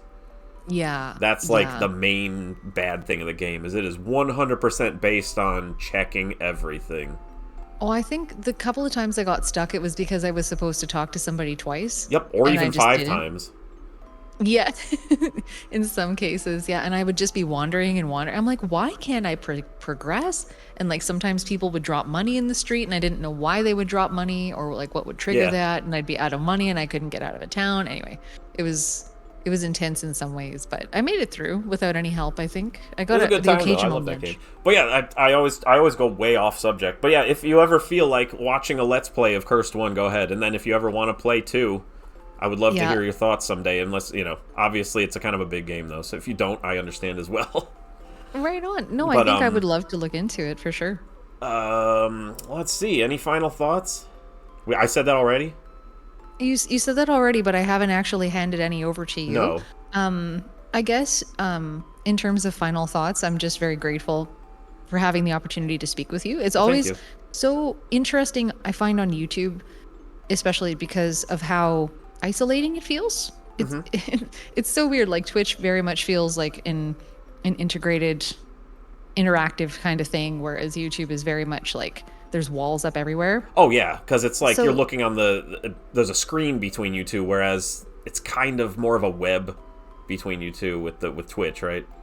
Totally. And so when that initial inquiry came from you, I was like, oh, it's that person. Who the hell's They this want to Joe? talk to me? Yeah. And then like it took me a little bit to get back to you because we're tearing down a shed right now, which is intense. But Sledgehammers. yeah. Yeah, sledgehammers pretty much. But I just wanted to say that I appreciate the opportunity to get to know somebody else in that other realm of my life that I feel so involved in, but at the same time also So hands off at the same time. Yeah, and it's just nice to get to know somebody else a little bit more. Well, So I found that like almost everybody is interesting in some way. You know what I'm saying? Like it's, but in having a common ground to start the conversation with helps greatly. So that's why I like to talk to people who are in this sphere. But like literally almost everyone I've sat and had a decent conversation with is such a nice, fun, cool person. I haven't run into any douches, so yeah, well, present company included, right? That goes both ways there. you might so. not see this episode show up on my channel. No, I'm just kidding. No, I was very surprised. I was like, because there's some people I asked that I'm actually surprised haven't got back to me. I wasn't surprised that you didn't get back to me right away, because I'm like, yeah, she's probably kind of busy, got a bunch of stuff going on, doesn't know who I am, you know. Like if one of if one of the people you talk to regularly asked you for an interview or something, but I'm not super engaged in your channel. I just watch it from afar, you know. So Right, but I'm the type of person where when I see a name pop up, it doesn't leave my brain. So I knew that we had at least interacted at some point. So and that's when a lot of people think that I am multiple people, but I'm not. Oh, Because I'm jeez. a squad. Yeah, you're not a squad at all. Just as much as I'm not a furry animal who lives in a cave either. Yeah. Yeah. Oh, I never said grumble grumble this entire interview. Oh my god. You're the Come first on. person who I've had a chat with who has not gone that route or I should've- asked what, me. What would you have done if like I start the interview and I was just like, hey guys, we're talking to Hungry Goriya. Oh my god, the Canuck who really knows how to cook, like just some awful radio program. You know, I would probably politely play along, but my eyebrows would probably have coasted straight through my hairline up to the ceiling. Well, like, because about- we have, like, the pre-stream, you know, a little bit of, like, setup and talk. Like, oh, yeah, okay, he's normal. And then the stream starts, it's immediately up to 11. I'm just annoying as can be. Yeah, but knowing me, I would just be like, thank you very much for having me here. I can't believe she's a chick gamer. Oh my You'd be like, God. oh my god, I'm out of here. Yeah. Well, I always say to myself, if things ever go badly with this sort of thing, I have a disconnect call button. I Yep. can use it anytime. Yeah, but then I would have the stream where I can't believe she left, folks. Wow. It's like Gosh. somebody's in a bad mood or something, and then just post it. Yeah. Yeah, exactly. Could you imagine like how Ugh. mad I would be? I'd be like, how dare you, sir? Exactly. What are you gonna do? I got the footage already. Yeah. Oh god, that's so Yeah. disrespectful. I know. I would be like, oh dear God, what have Dear I God. done? So before we go, do you have what's your next? I know you're playing Pirates right now, aren't you? I actually just finished Pirates What do you think? yesterday. It was fun. I was actually really surprised at how much I got into it. Like, we got off on a very bad start, Pirates and I, mostly because of the learning curve and like That's not a wanting Sid to. Meier, right? Is that a Sid Meier game? That is a Sid Meier Yeah. port, I Duh. believe. Yeah. And I had never played anything Sid Meier related. And it's definitely something that I didn't want help on. Like, I read the manual. I'll take Yeah. an occasional nudge here and there for mechanics. But in terms of like how to play the game, that's pretty much the fun. Like, you're just a pirate out there exploring the world. It's just an open world just game, right? Yeah. You And just so kinda it took do me what a you want. while. Well, I was gonna say, Well- like, what's your next tackle? Do you know what your next thing is? You know, it's funny you ask because if you had asked me this at any point in like the last 4 years or so, I would know. Because But you have no I had idea a- right now. I had Have you a finished list. your list, right? Your I backlog. finished the list. Yeah, and now I've been humming and hawing. I'm debating, well, what do I want to play? I have some games I'd like to try to finish. I have, and I'll tell it to you just because we're here. I picked up a Barcode Battler the other day. I don't know if you've heard of that before. And I'm like, should I stream that? I don't know what to do. Should I do something unconventional in a way? Well, I mean, I'm anything is really- content, right? Yeah, and I'm a bit torn about where I'd like to go with it. So I don't know.